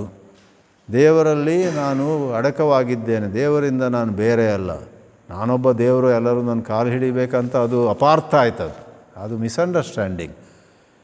ನಾನು ಬ್ರಹ್ಮ ಅಂದರೆ ನಾನು ಮೊದಲು ಒಬ್ಬ ಅಸಹಾಯ, ಐ ಆಮ್ ಎ ಹ್ಯಾಪ್ಲೆಸ್ ಫೆಲೋ. ಮೊದಲು ಅಂದ್ಕೊಂಡಿದ್ದೆ ಎಂಥ ಒಂದು ಅಲ್ಪ ಪ್ರಾಣಿ ನಾನು, ಏನೂ ನನ್ನ ಕೈಯಲ್ಲಿ ಶಕ್ತಿ ಇಲ್ಲ, ಅಯ್ಯೋ ಪಾಪ ಅಂತ ನಮ್ಮ ಮೇಲೆ ನಾವು ಕನಿಕರ ಮಾಡುವಂಥ ಒಂದು ಪರಿಸ್ಥಿತಿ ಇತ್ತು ನಮಗೆ. ಆದರೆ ಅಧ್ಯಾತ್ಮದಲ್ಲಿ ಮುಂದುವರಿಯುತ್ತಾ ಯಾವ ಭಯವೂ ಇಲ್ಲ ನನಗೆ, ಯಾವ ಚಿಂತೆಯೂ ಇಲ್ಲ, ನನಗೆ ಯಾರೂ ಏನು ಮಾಡಲಿಕ್ಕೆ ಸಾಧ್ಯ ಇಲ್ಲ. ಅದು ಬ್ರಹ್ಮಭಾವ. ನಾನು ದೇವರು, 10 ಜನ ಬಂದು ನನಗೀಗ ಆರತಿ ಎತ್ತಬೇಕು, ಅದು ಅಪಾರ್ಥ. ನಮ್ಮೊಳಗಿನ ದಿವ್ಯತೆ ಅಂದರೆ ಮತ್ತೇನಲ್ಲ. ಆ ದಿವ್ಯತೆಯ ಅರ್ಥ ಏನಂತ ಹೇಳಿದರೆ ನಿಶ್ಚಿಂತತೆ ಮತ್ತು ಯಾವ ಕಾರಣ ಇಲ್ಲದೇನೆ ಎಲ್ಲರ ಕಡೆ ಪ್ರೀತಿ ಪ್ರೇಮ ಬರುವಂಥದ್ದು. ಸಾಮಾನ್ಯವಾಗಿ ನಮ್ಮಲ್ಲಿ ಪ್ರೇಮ ಯಾವಾಗ ಬರುತ್ತೆ ಯಾರ ಕಡೆಗಾದರೂ? ಅವರಿಂದ ಏನಾದರೂ ಸಿಗೋದಿದ್ದರೆ, ಕ್ಯಾ ಮಿಲ್ತಾ ಹೈ ಮುಜ್ಕೋ ಇನ್ಸೆ, ದೆನ್ ಕುಚ್ ಮಿಲ್ ಸಕ್ತಾ ಹೈ, ಏನೋ ಸಿಗುತ್ತೆ ಅಂದಾಗ I love you, you know that, no I love you. ಆಮೇಲೆ ಗೊತ್ತಾಯ್ತು ಅವರಿಂದ ಏನು ಸಿಗೋದಿಲ್ಲ ಅಂತ. I will see later, come another day to meet me. ಬದಲಾಗಿಬಿಡುತ್ತೆ.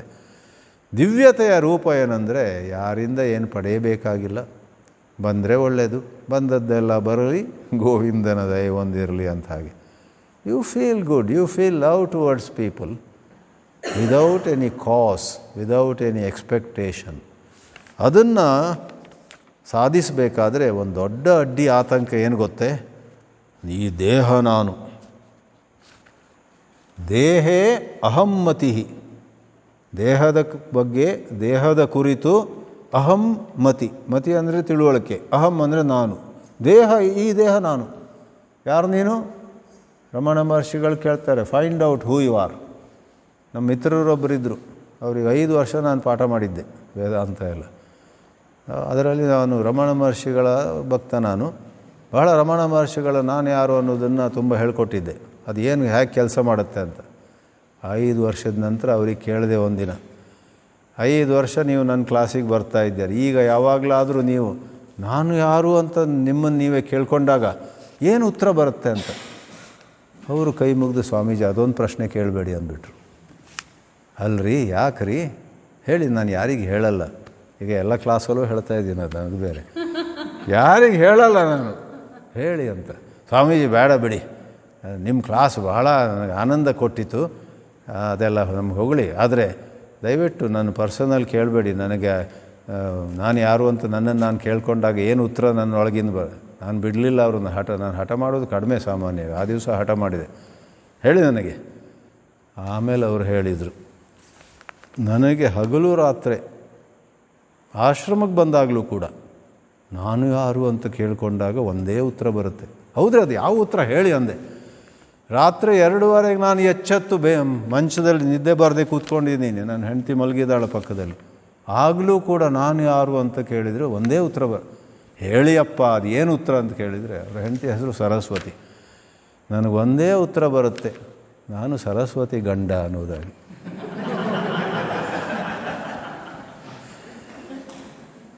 ಆ ದಿವಸ ನನಗೆ ಗೊತ್ತಾಯಿತು ಸರಸ್ವತಿ ಮಹಿಮೆ ಏನು ಅಂತ.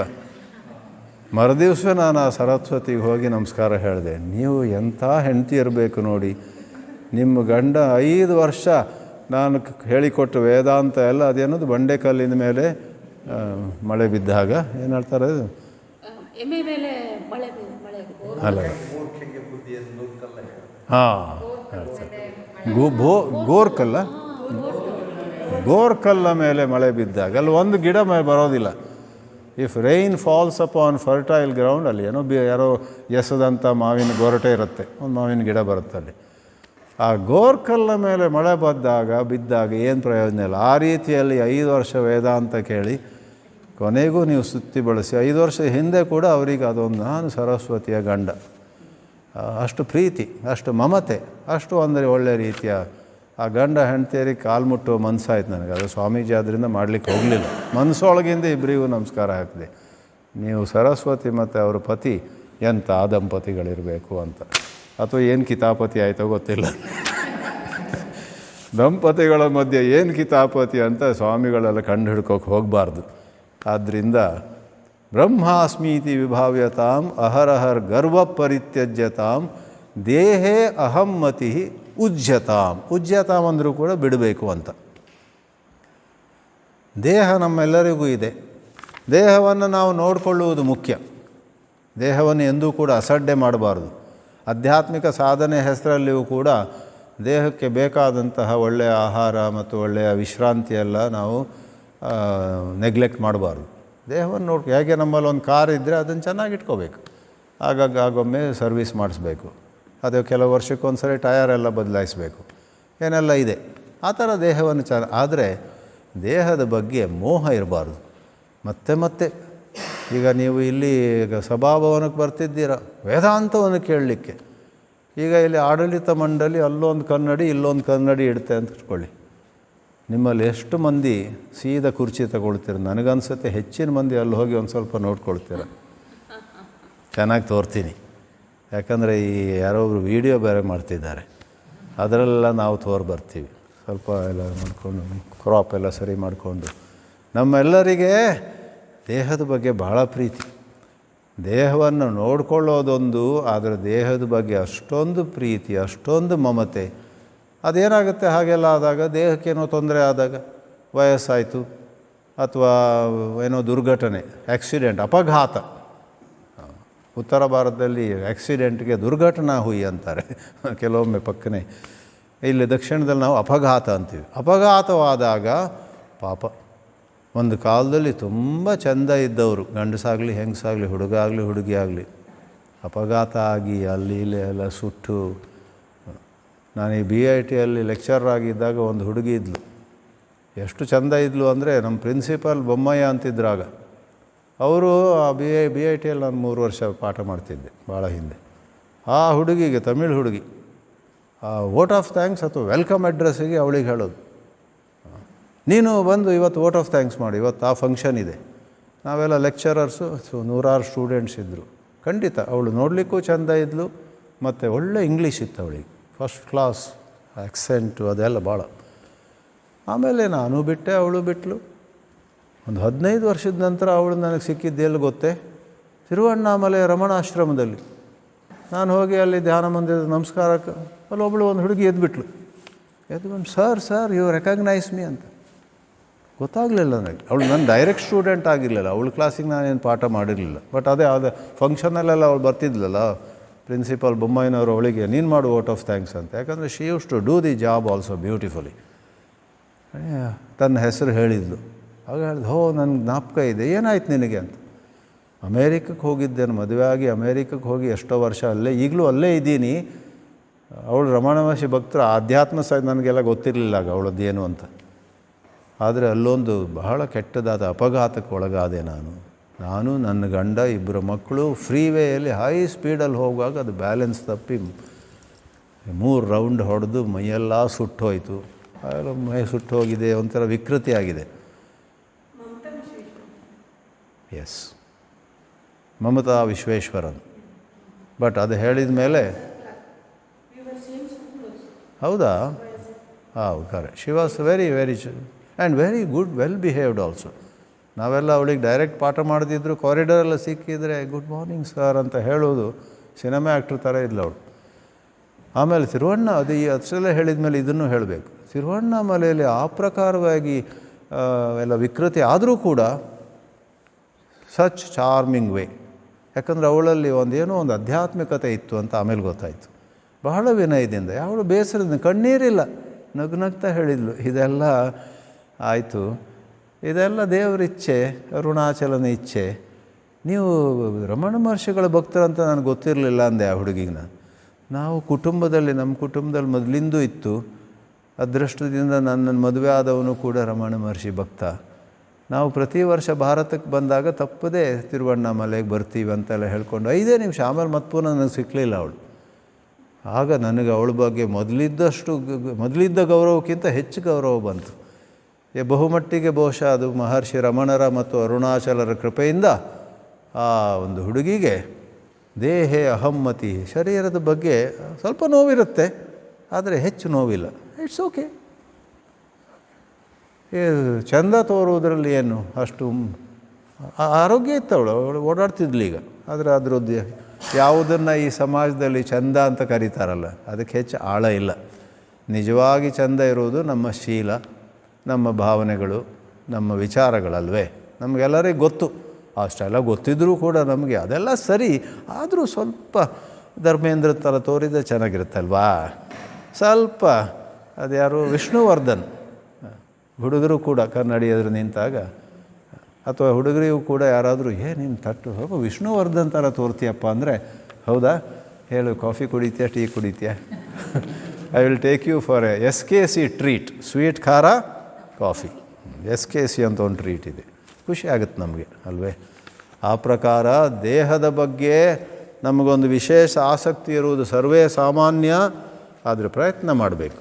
ಯಾಕಂದರೆ ಎಚ್ಚರದಲ್ಲಿ ನಾವು ಬದುಕಿದಾಗ ವೆರಿ ಅಲರ್ಟ್, ಅಟೆಂಟಿವ್ ಲಿವಿಂಗ್, ನಮ್ಮ ವಿಚಾರಗಳನ್ನು ಸ್ವಲ್ಪ ಗಮನಿಸ್ತಾ ಇದ್ದರೆ ಆ ಪ್ರಕಾರವಾದ ದೇಹದಲ್ಲಿ ನಾನು ಅನ್ನುವ ಬುದ್ಧಿ ಆ ಎಚ್ಚರದಿಂದಲೇ. ಎಚ್ಚರ ಅಂದರೆ ಹಾಗೆ ಜಯ ಕೃಷ್ಣಮೂರ್ತಿ ಅವರೆಲ್ಲ ವಿಸ್ತಾರವಾಗಿ ಅದ್ರ ಬಗ್ಗೆ ಮಾತಾಡ್ತಾರೆ. ಯಾವ ಶಾಸ್ತ್ರವನ್ನು ವಿವರಿಸುವ ಬದಲು don't live mechanically, don't repeat the same thoughts as you had yesterday. ಪ್ರತಿಯೊಂದು ವಿಚಾರ, ಪ್ರತಿಯೊಂದು ವೃತ್ತಿ ಅಂತೇವೆ ಅದಕ್ಕೆ. ಮನಸ್ಸಿನಲ್ಲಿ ಎದ್ದೇಳುವ ಆಲೋಚನೆಗಳಿಗೆ ಸಂಸ್ಕೃತದಲ್ಲಿ ಇನ್ನೊಂದು ಶಬ್ದ ವೃತ್ತಿ. ವೃತ್ತಿಗಳು ಉದಯವಾದಾಗ ಅವುಗಳನ್ನು ಗಮನಿಸಬೇಕು. ಆಗೊಮ್ಮೆ ಈಗೊಮ್ಮೆ ನನಗೆ ನನ್ನ ದೇಹ ತುಂಬ ತುಂಬ ಪ್ರಿಯ ಅಂತ ಅನಿಸಿದಾಗ ಗಮನ ಕೊಟ್ಟರೆ, ಇಫ್ ಯು ಆರ್ ಅಟೆಂಟಿವ್, ಅದರ ಶಕ್ತಿ ಕಡಿಮೆ ಆಗುತ್ತೆ. ಗಮನ ಕೊಡದೆ ಯಾಂತ್ರಿಕವಾಗಿ ಹೌದು ನಾನು ಎಷ್ಟು ಚಂದ ಅಲ್ವಾ, ಇವತ್ತು ಪಾರ್ಟಿಗೆ ಹೋಗ್ತಾ ಇದ್ದೀನಿ, ಈ ಜಾಕೆಟ್ ಹಾಕೊಂಡು ಹೋಗ್ತೀನಿ, ಆಮೇಲೆ ಪುನಃ ಕನ್ನಡಿ, ಈ ಜಾಕೆಟ್ನಲ್ಲಿ ನಾನು ವಿಷ್ಣುವರ್ಧನ್ಗಿಂತ ಒಂದು 2 ಹೆಜ್ಜೆ ಮೇಲೆ. ಅದಕ್ಕೆ ಸರಿಯಾಗಿ ನಮ್ಮ ಹೆಂಡತಿ ಕೂಡ ಏನ್ರಿ ಎಷ್ಟು ಚಂದ ತೋರ್ತಿದ್ದೀರಾ ಅಂತ ಹೇಳಿದ್ರೆ ಖುಷಿಯೋ ಖುಷಿ. ಈ ಪ್ರಕಾರ ನಮ್ಮಲ್ಲಿರುವ ವೃತ್ತಿಗಳನ್ನು ಮತ್ತಷ್ಟು ಬಲಪಡಿಸಲಿಕ್ಕೂ ಸಾಧ್ಯ ಇದೆ. ಯಾಂತ್ರಿಕತೆಯಲ್ಲಿ ಹಾಗೆ ಆಗೋದು. When we live life mechanically, our thoughts become stronger and they hold us in their clutches more than ever before. When we live with a little attention, ನಮಗೆ ನಾವೇ ಗಮನ ಕೊಟ್ಟು ಮುಂದೆ ಹೋಗುವಾಗ ಎಷ್ಟೋ ಈ ಪ್ರಕಾರವಾದ ಅನಾವಶ್ಯಕವಾದ ಆಲೋಚನೆಗಳು ಕ್ಷೀಣವಾಗ್ತವೆ. We know we look handsome, but it's okay, tomorrow ಅದು ಹೊರಟೋದ್ರೂ ಚಿಂತೆ ಇಲ್ಲ ಅಂಥ ಒಂದು ಅದ್ರ ಬಗ್ಗೆ ರಾಗ ಇರೋದಿಲ್ಲ. ಆಮೇಲೆ ಯಾವುದೋ ಕಾರಣದಿಂದ ನಮ್ಮ ಒಳ್ಳೆಯ ಹ್ಯಾಂಡ್ಸಮ್ನೆಸ್, ಬ್ಯೂಟಿ ಯಾವುದೋ ಕಾರಣದಿಂದ ಹೋದರೆ ಬೇಜಾರಾಗಿರೋದಿಲ್ಲ. ಅದೆಲ್ಲವೂ ಕೂಡ ಅಧ್ಯಾತ್ಮದಲ್ಲಿ ಒಂದು ಅವಿಭಾಜ್ಯವಾದ ಅಂಗ. ಬುಧಜನೈಹಿ ವಾದ ಪರಿತ್ಯಜ್ಯತಾಂ. ಬುಧಜನರು ಅಂದರೆ ತಿಳಿದವರು. ಬರೇ ಪುಸ್ತಕ ಪಾಂಡಿತ್ಯ ಅಲ್ಲ, ಕೆಲವರಿಗೆ ಪುಸ್ತಕ ಪಾಂಡಿತ್ಯದ ಜೊತೆಗೆ ಒಂದಿಷ್ಟು ಆಚಾರವೂ ಇದೆ ಅಂತ ಇಟ್ಕೊಳ್ಳಿ. ಸದಾಚಾರಿಗಳು, ಸುಶೀಲರು, ಒಳ್ಳೆಯ ಶೀಲವುಳ್ಳವರು, ಓದಿದವರು ಕೂಡ ಆ ಬುಧಜನರು. ಬುಧ ಅಂದರೆ ತಿಳ್ಕೊಂಡವರು ಅಂತ. ಅವ್ರ ಜೊತೆ ಅನಾವಶ್ಯಕವಾಗಿ ವಾದ ಮಾಡಬಾರ್ದು. ಅವ್ರು ಹೇಳಿದ್ಕೊಳ್ಳಿ ತಟ್ಟಂದು. ಕೆಲವರಿಗೆ ಒಂದು ಕೆಟ್ಟ ಅಭ್ಯಾಸ ಇರುತ್ತೆ, ಹೇಳುವವರು ವಾಕ್ಯವನ್ನು ಸಂಪೂರ್ಣಗೊಳಿಸುವ ಮೊದಲೇ ಅದೆಲ್ಲ ನಂದೊಂದು ಪ್ರಶ್ನೆ ಇದೆ ಅಂತ. ಅಲ್ಲ ಸ್ವಾಮಿ, ಮೊದಲು ಕೇಳಿ, ಹಿಯರ್ ಇಟ್ ಔಟ್. ಫುಲ್ ಕೇಳಿ ಒಂದು 5 ನಿಮಿಷ 10 ನಿಮಿಷ ಅವ್ರಿಗೆ ಮಾತಾಡೋಕೆ ಬಿಡಿ. ಆಮೇಲೆ ಸ್ವಲ್ಪ ವಿನಯದಿಂದ ಒಂದು ಪ್ರಶ್ನೆ ಕೇಳ್ಬೋದಾ, ಅಷ್ಟು ತಾಳ್ಮೆಯನ್ನಾದರೂ ನೀವು ವಹಿಸಬೇಕಲ್ವೇ. ಆದರೆ ನಮ್ಮಲ್ಲಿ ಕೆಲವು ಹಳೆ ವಾಸನೆಗಳಿದ್ದರೆ ಹಾಗೆ ಅವ್ರಿಗೆ ಸಮಯ ಕೊಡೋದಿಲ್ಲ. ಈಗಿನ ಕಾಲದಲ್ಲಿ ಎಷ್ಟೋ ಶಿಕ್ಷಕರು ಹೇಳ್ತಾರೆ, ಎಸ್ಪೆಷಲಿ ನಗರದ ಶಾಲೆಗಳಲ್ಲೆಲ್ಲ ಮಕ್ಕಳು ಒಳ್ಳೆಯ ಶ್ರೀಮಂತ ಮನೆತನದಿಂದೆಲ್ಲ ಬಂದು ಅವರೆಲ್ಲ ಒಂದು ರೀತಿ ಪ್ಯಾಂಪರ್ಡ್ ಚಿಲ್ಡ್ರನ್ ಇರ್ತಾರಲ್ಲ, ಅವರು ಎಷ್ಟೋ ಕ್ಲಾಸಲ್ಲಿ ಅವ್ರ ಹತ್ರ ಬೇರೆ ಗೂಗಲ್ ಇದೆ, ಅದಿದೆ, ಇದೆಲ್ಲ ಇದೆ. ನಾವು ಏನು ಹೇಳೋಕೆ ಹೊರಟಿದ್ದೀವಿ ಅವ್ರಿಗೆ ಗೊತ್ತು. They can themselves find out. So in these days ಎಷ್ಟೋ ಸ್ಕೂಲ್ ಕಾಲೇಜ್ಗಳಲ್ಲಿ ಟೀಚರ್ಸಿಗೆ ಮಾತಾಡೋಕ್ಕೆ ಬಿಡೋದಿಲ್ಲ ಮಕ್ಕಳು. ಅವರೇ ಹೇಳಿಬಿಡ್ತಾರೆ. ನಾವು ಒಬ್ಬ ಯಾವುದಾದ್ರು ಕಾಲೇಜಿಗೆ ಲೆಕ್ಚರ್ ಕೊಡ್ಲಿಕ್ಕೆ ಹೋದರೂ ಹಾಗೆ ಕೆಲವು ಸಾರಿ ಅಂಥ ಹುಡುಗಿಯರಿರ್ತಾರೆ. They already red. ಅದು ಅವರು ಆವಾಗಲೇ ಓದ್ಕೊಂಡಿರೋದು ಸಂತೋಷದ ವಿಷಯ. ಆದರೆ ಯಾರೋ ಬಂದಿದ್ದಾರೆ, ಒಂದು 40 ನಿಮಿಷ ಅವ್ರಿಗೆ ಮಾತಾಡೋಕ್ಕೆ ಬಿಡಿ. ಅದು ಬಿಟ್ಕೊಂಡು ಮಧ್ಯದಲ್ಲಿ ಅದು ಹಾಗಲ್ಲ, ಅದು ಹೀಗೆ, ನಾನು ಓದಿದ ಪ್ರಕಾರ ಹಾಗೆ ಅಂತ ಹೇಳಿಕೊಂಡ್ರೆ ಆಗ ಒಂದು ರೀತಿ ಆ ವಾತಾವರಣ ಹಾಳಾಗುತ್ತಲ್ವೇ. ಬುಧಜನೈಹಿ ವಾದ ಪರಿತ್ಯಜ್ಯತೆ. ಇದರ ಅರ್ಥ ಹೀಗಲ್ಲ, ಪ್ರಶ್ನೆ ಕೇಳಬಾರ್ದಂತಲ್ಲ. ಸಾಕ್ಷಾತ್ ಶ್ರೀಕೃಷ್ಣನೇ ಭಗವದ್ಗೀತೆಯಲ್ಲಿ ಏನು ಹೇಳ್ತಾನೆ, ತದ್ವಿದ್ಧಿ ಪ್ರಣಿಪಾತೇನ ಪರಿಪ್ರಶ್ನೇನ ಸೇವಯ. ಪರಿಪ್ರಶ್ನೆ ಅಂದರೆ ಬೇರೆ ಬೇರೆ ದೃಷ್ಟಿಕೋನದಿಂದ, ಪರಿ ಅಂದರೆ ಸಮಂತಾತ್, ಬೇರೆ ಬೇರೆ angles of view. Ask questions from different angles of view, but in a right way, in a nice way, at the right time and so on. ಅಲ್ಲಿ ಯಾವ ದಾಸ್ಯ ಭಾವ ಅಂತಲ್ಲ, ನೀವು ಎದೆ ಎತ್ತಿ ಕೇಳ್ಬೋದು, ಆದರೆ ಸ್ವಲ್ಪ ಸಮಯೋಚಿತವಾಗಿ. ಇವಾಗ ಇನ್ನೊಂದನ್ನು ಸ್ವಲ್ಪ ಮಟ್ಟಿಗೆ ಓದೋಣ. ಅದ್ರ ಮೊದಲು ಒಮ್ಮೆ ಇದನ್ನು ಮತ್ತೆ ಹಾಡೋಣ. ವಾಕ್ಯಾರ್ಥಶ್ಚ ವಿಚಾರ್ಯತಾಂ ಶ್ರುತಿಶಿರಃ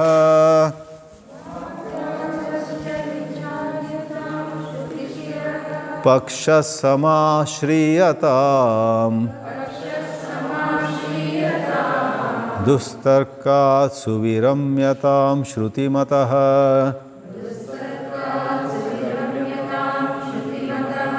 ತರ್ಕೋನುಸಂಧೀಯತಾಂ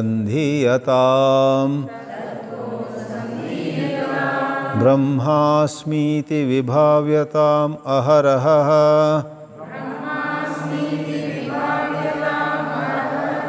ಗರ್ವ ಪರಿತ್ಯಜ್ಯತಾಂ ದೇಹೇಹಂ ಮತಿರುಜ್ಯತಾಂ ಬುಧಜನೈಃ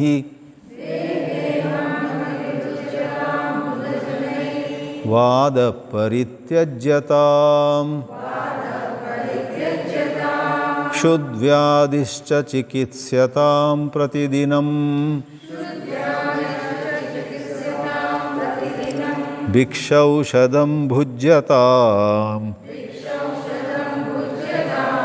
ಸ್ವಾದ್ವನ್ನಂ ನ ತು ಯಾಚ್ಯತಾಂ ವಿಧಿವಶಾತ್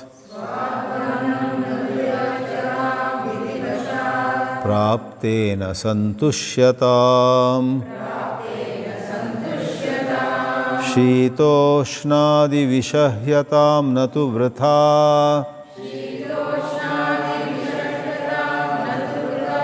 ವಾಕ್ಯಂ ಸಮುಚ್ಚಾರ್ಯತಾಂ ಔದಾಸೀನ್ಯಮಭೀಪ್ಸ್ಯತಾಂ ಜನಕೃಪಾ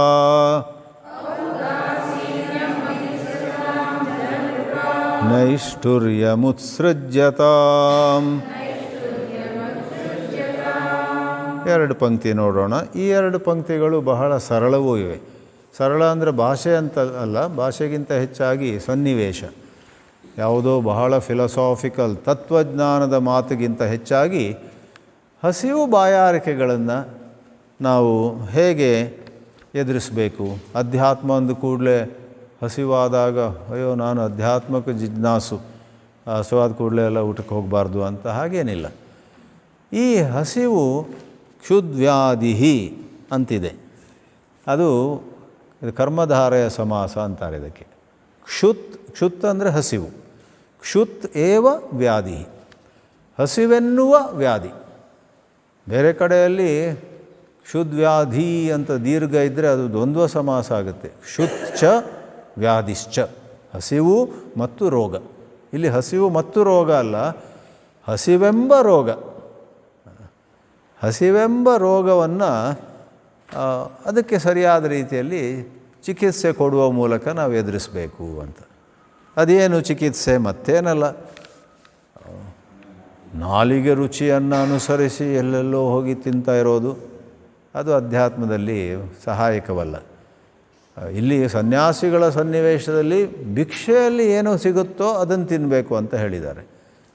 ನಾವು ಅದನ್ನು ಸ್ವಲ್ಪ ವ್ಯತ್ಯಾಸಗೊಳಿಸಿ ಸ್ವಲ್ಪ ಬೇರೆ ಥರ ನೋಡೋದಿದ್ದರೆ ಭಿಕ್ಷೌಷಧಂ ಅಂತ ದೇವರ ಇಚ್ಛೆ ಅಂತೆ ನಮಗೆ ಏನು ಸಾಧ್ಯವೋ.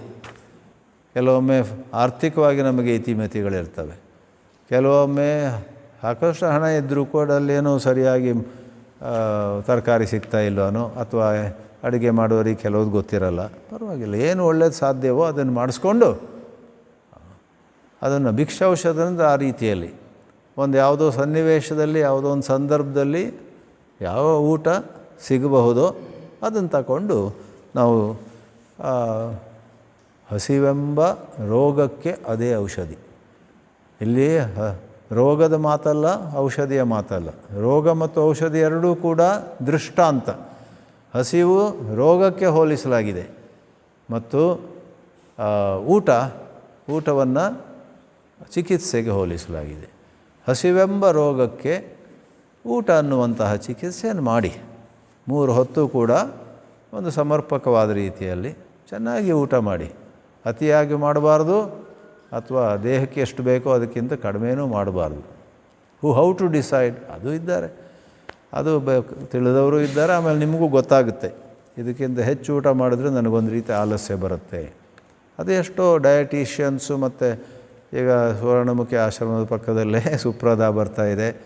ಸುಪ್ರದಾದಲ್ಲಿ ಚಾಮರಹಳ್ಳಿಯ ರಾಜಶೇಖರು ಹೇಳುವ ಹಾಗೆ ಕೋಲಾರದ ಹತ್ರ ಒಂದು ಚಾಮರಹಳ್ಳಿ ಅಂತಿದೆ, ನಾವೆಲ್ಲ ಹೋಗಿದ್ದೀವಲ್ಲಿ. ಇಲ್ಲಿಯೂ ಕೂಡ ಕೆಲವಾರು ಮಾರ್ಗದರ್ಶನ, ರೈಟ್ ಡಯಟ್, ಆ ಥರ ಆಹಾರವನ್ನು ಅದೊಂದು ಬೇರೆ ಡಿಸಿಪ್ಲಿನ್. ಅದು ಯಾರಿಂದಾರು ತಿಳಿದವ್ರ ಹತ್ರ ಕಲ್ತ್ಕೊಂಡು ನಮಗೆ ನಾವು ಪೌಷ್ಟಿಕವಾದ ಆರೋಗ್ಯವನ್ನು ವರ್ಧಿಸುವಂಥ ರುಚಿಕರವಾದ ಆಹಾರವನ್ನು ತಗೊಳ್ಬೇಕು. ಅಧ್ಯಾತ್ಮಕ್ಕೂ ರುಚಿಕರ ಆಹಾರಕ್ಕೂ ವಿರೋಧ ಇಲ್ಲ. ರುಚಿಕರವಾದ ಆಹಾರಕ್ಕೆ ನಾವು ಗುಲಾಮರಾಗಬಾರ್ದಷ್ಟೆ. We should not become slaves to tasty food. Taste is above everything else ಅಂತ ಮಾಡಿದ್ರೆ ಅಪಾಯ. Let the food be nutritious, healthy and also tasty. ಆ ಥರ ಪ್ರಯಾರಿಟಿ. ಮತ್ತು ಸ್ವಾದು ಅನ್ನಂ ನತು ಯಾಚ್ಯತಾಂ. ಮೊದಲು ಸನ್ಯಾಸಿಯ ಸನ್ನಿವೇಶದಲ್ಲಿ ಸನ್ಯಾಸಿ ಒಂದು ಮನೆ ಮುಂದೆ ಹೋಗ್ತಾನೆ, ಭವತಿ ಭಿಕ್ಷಾಂ ದೇಹಿ ಅಂತ. ಅಲ್ಲಿ ಒಬ್ಬಳು ತಾಯಿ ಹೊರಗೆ ಬರ್ತಾಳೆ, ಒಳ್ಳೆಯ ಬಿಸಿಬೇಳೆ ಬಾತ್, ಬಿಸಿ ಬಿಸಿಯಾಗಿರೋ ಬಿಸಿಬೇಳೆ ಬಾತನ್ನು ಕೊಡ್ತಾಳೆ. ಆಗ ಸ್ವಲ್ಪ ತುಪ್ಪ ಹಾಕ್ತೀರಾ? ಅವಳು ತುಪ್ಪ ತರ್ತಿದ್ದಾಳೆ, ಪಾಪ ಒಳ್ಳೆ ಹೆಂಗಸು. ತರುವಾಗ ಇದು ಮನೇಲಿ ಮಾಡಿದ್ದು ಒಳ್ಳೆ ತುಪ್ಪವ ಅಥವಾ ಈಗೆಲ್ಲ ಏನೇನೋ ಬರ್ತಾಯಿದೆ ಕೆಮಿಕಲ್ ಇರೋದು? ಆಗ ಅವಳು ನೋಡ್ತಾಳೆ, ಈ ಸಾಧುವಿಗೆ ಇದೇನು ಸಾಧು ಇವನು ಎಲ್ಲ ಪ್ರಶ್ನೆ ಕೇಳ್ತಿದ್ದಾನೆ, ಇನ್ನೂ ವೈರಾಗ್ಯ ಬಂದಿಲ್ಲ ಅಂತ. ಅದು ಸನ್ಯಾಸಿಯ ಸನ್ನಿವೇಶ ಆಯಿತು. ನಾವು ಆ ಪ್ರಕಾರದ ರಸ್ತೆಯಲ್ಲಿ ಹೋಗಿ ಮನೆ ಎದುರು ನಿಲ್ಲುವಂಥ ಸನ್ಯಾಸಿಗಳಲ್ಲ. ನಾವು ಕೂಡ ಆದಷ್ಟು ಮಟ್ಟಿಗೆ ರುಚಿ ರುಚಿ ರುಚಿ ಅಂತ ಸ್ವಾದು ಅನ್ನಂ, ಸ್ವಾದು ಮತ್ತು ಅನ್ನಂ ಸಂಧಿ ಮಾಡಿದಾಗ ಸಂಧಿ ಅಂತ ಅದಕ್ಕೆ ಸ್ವಾದ್ವನ್ನಂ. ಸ್ವಾದು ಅನ್ನಂ ನ ಯಾಚ್ಯತಾಂ. ರುಚಿ ರುಚಿ ಅಂತೆ ನಾವು ಯಾವಾಗಲೂ ಭಿಕ್ಷೆ ಬೇಡುವುದಲ್ಲ, ಮನೆಯಲ್ಲೂ ಕೂಡ ಪತ್ನಿಯೋ ಪತಿಯೋ ಮಕ್ಕಳು ಪ್ರತಿದಿನವೂ ಕೂಡ ರುಚಿ ಆಗಬೇಕು, ಹಾಕಿ ಇನ್ನೊಂದಿಷ್ಟು ಸಕ್ಕರೆ, ಏನೋ ಒಂದಷ್ಟು ಉಪ್ಪು ಬೇಕು, ಏನೋ ಒಂದಿಷ್ಟು ಅಂತ. ಅದು ಅವರಿಗೆ ಒಳ್ಳೆಯದಲ್ಲ.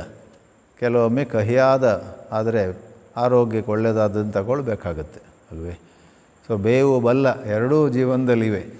ಮತ್ತು ಇದರಲ್ಲೇ ಹೇಳ್ತಾರೆ, ವಿಧಿವಶಾತ್ ಪ್ರಾಪ್ತೇನ ಸಂತುಷ್ಯತಾಂ.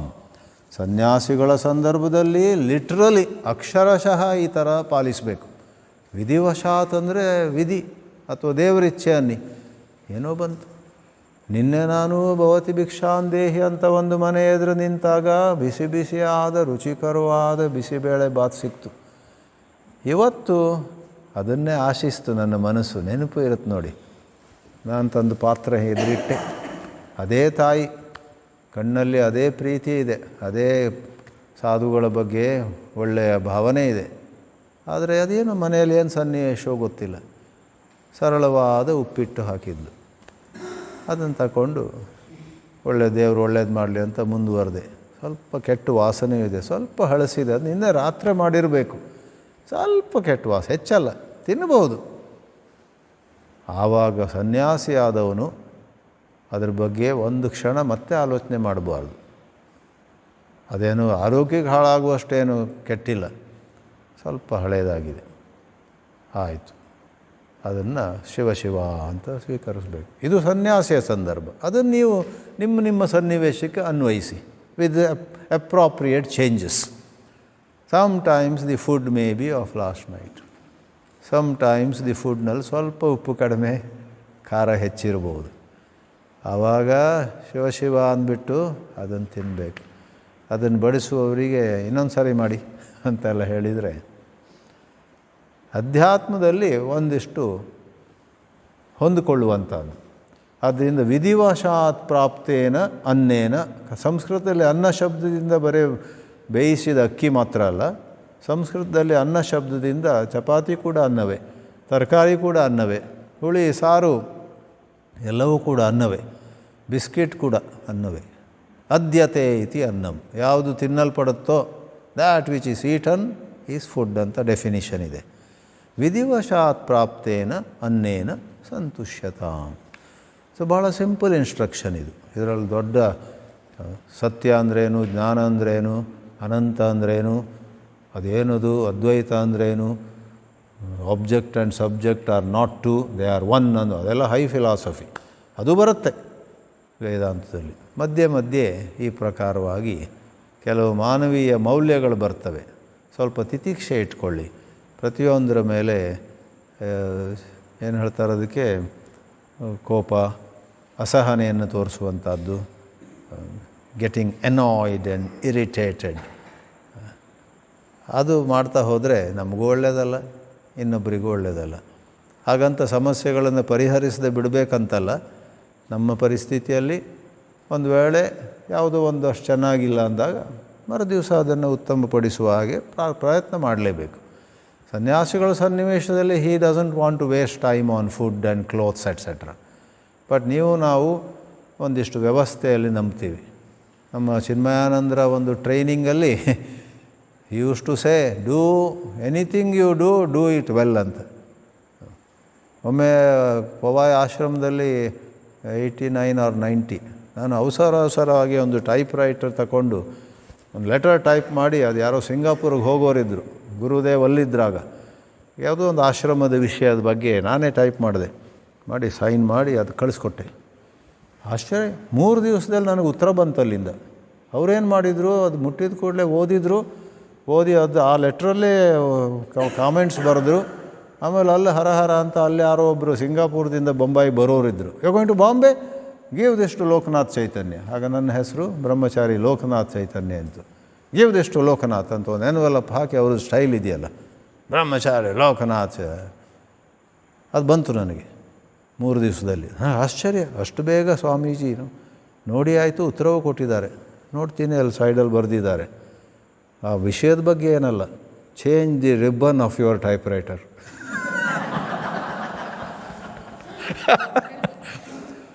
ಅಲ್ಲೊಂದು ಸ್ಟೋರ್ ರೂಮಲ್ಲಿ ಒಂದು ಟೈಪ್ ರೈಟರ್ ಇತ್ತು, ನಾನು ಅಲ್ಲಿ ಹೋಗ್ಕೊಂಡು ಮಾಡಿದ್ದೆ. ಆದರೂ ರಿಬ್ಬನ್ ಸ್ವಲ್ಪ ಹಾಳಾಗಿತ್ತು. ಅದರಿಂದ ಕೆಲವು ಕಡೆ ಓ ಅನ್ನೋದು ಸಿ ಥರ ತೋರೋದು, ಸ್ವಲ್ಪ ಬರೋದಿಲ್ಲ ಅಲ್ಲಿ. ರಿಬ್ಬನ್ ಹಾಳಾದರೆ ಹಿಂದೆಲ್ಲ ರಿಬ್ಬನ್ ಇರುವಂಥ ಟೈಪ್ ರೈಟ್ರಲ್ಲ, ದಸಕ್ಕಂತೂ ಆದರೆ ಅದೇ ಪ್ರಸಾದ. ಆದ್ದರಿಂದ ಸ್ವಾಮಿ ಚಿನ್ಮಯಾನಂದರು ಬ್ರಹ್ಮಚಾರಿ ಆಗಲಿ, ಸನ್ಯಾಸಿ ಆಗಲಿ, ಯಾರೇ ಆಗಲಿ, ಗೃಹಸ್ಥರಾಗಲಿ, ಅವರೆಲ್ಲ ವೈರಾಗ್ಯದ ಹೆಸರಲ್ಲಿ ಏನ್ರೀ ನಡೀತದೆ? ಇಲ್ಲ, ಅವರು ಮಾಡೋದೆಲ್ಲ ಚೆನ್ನಾಗಿ ಮಾಡಬೇಕು.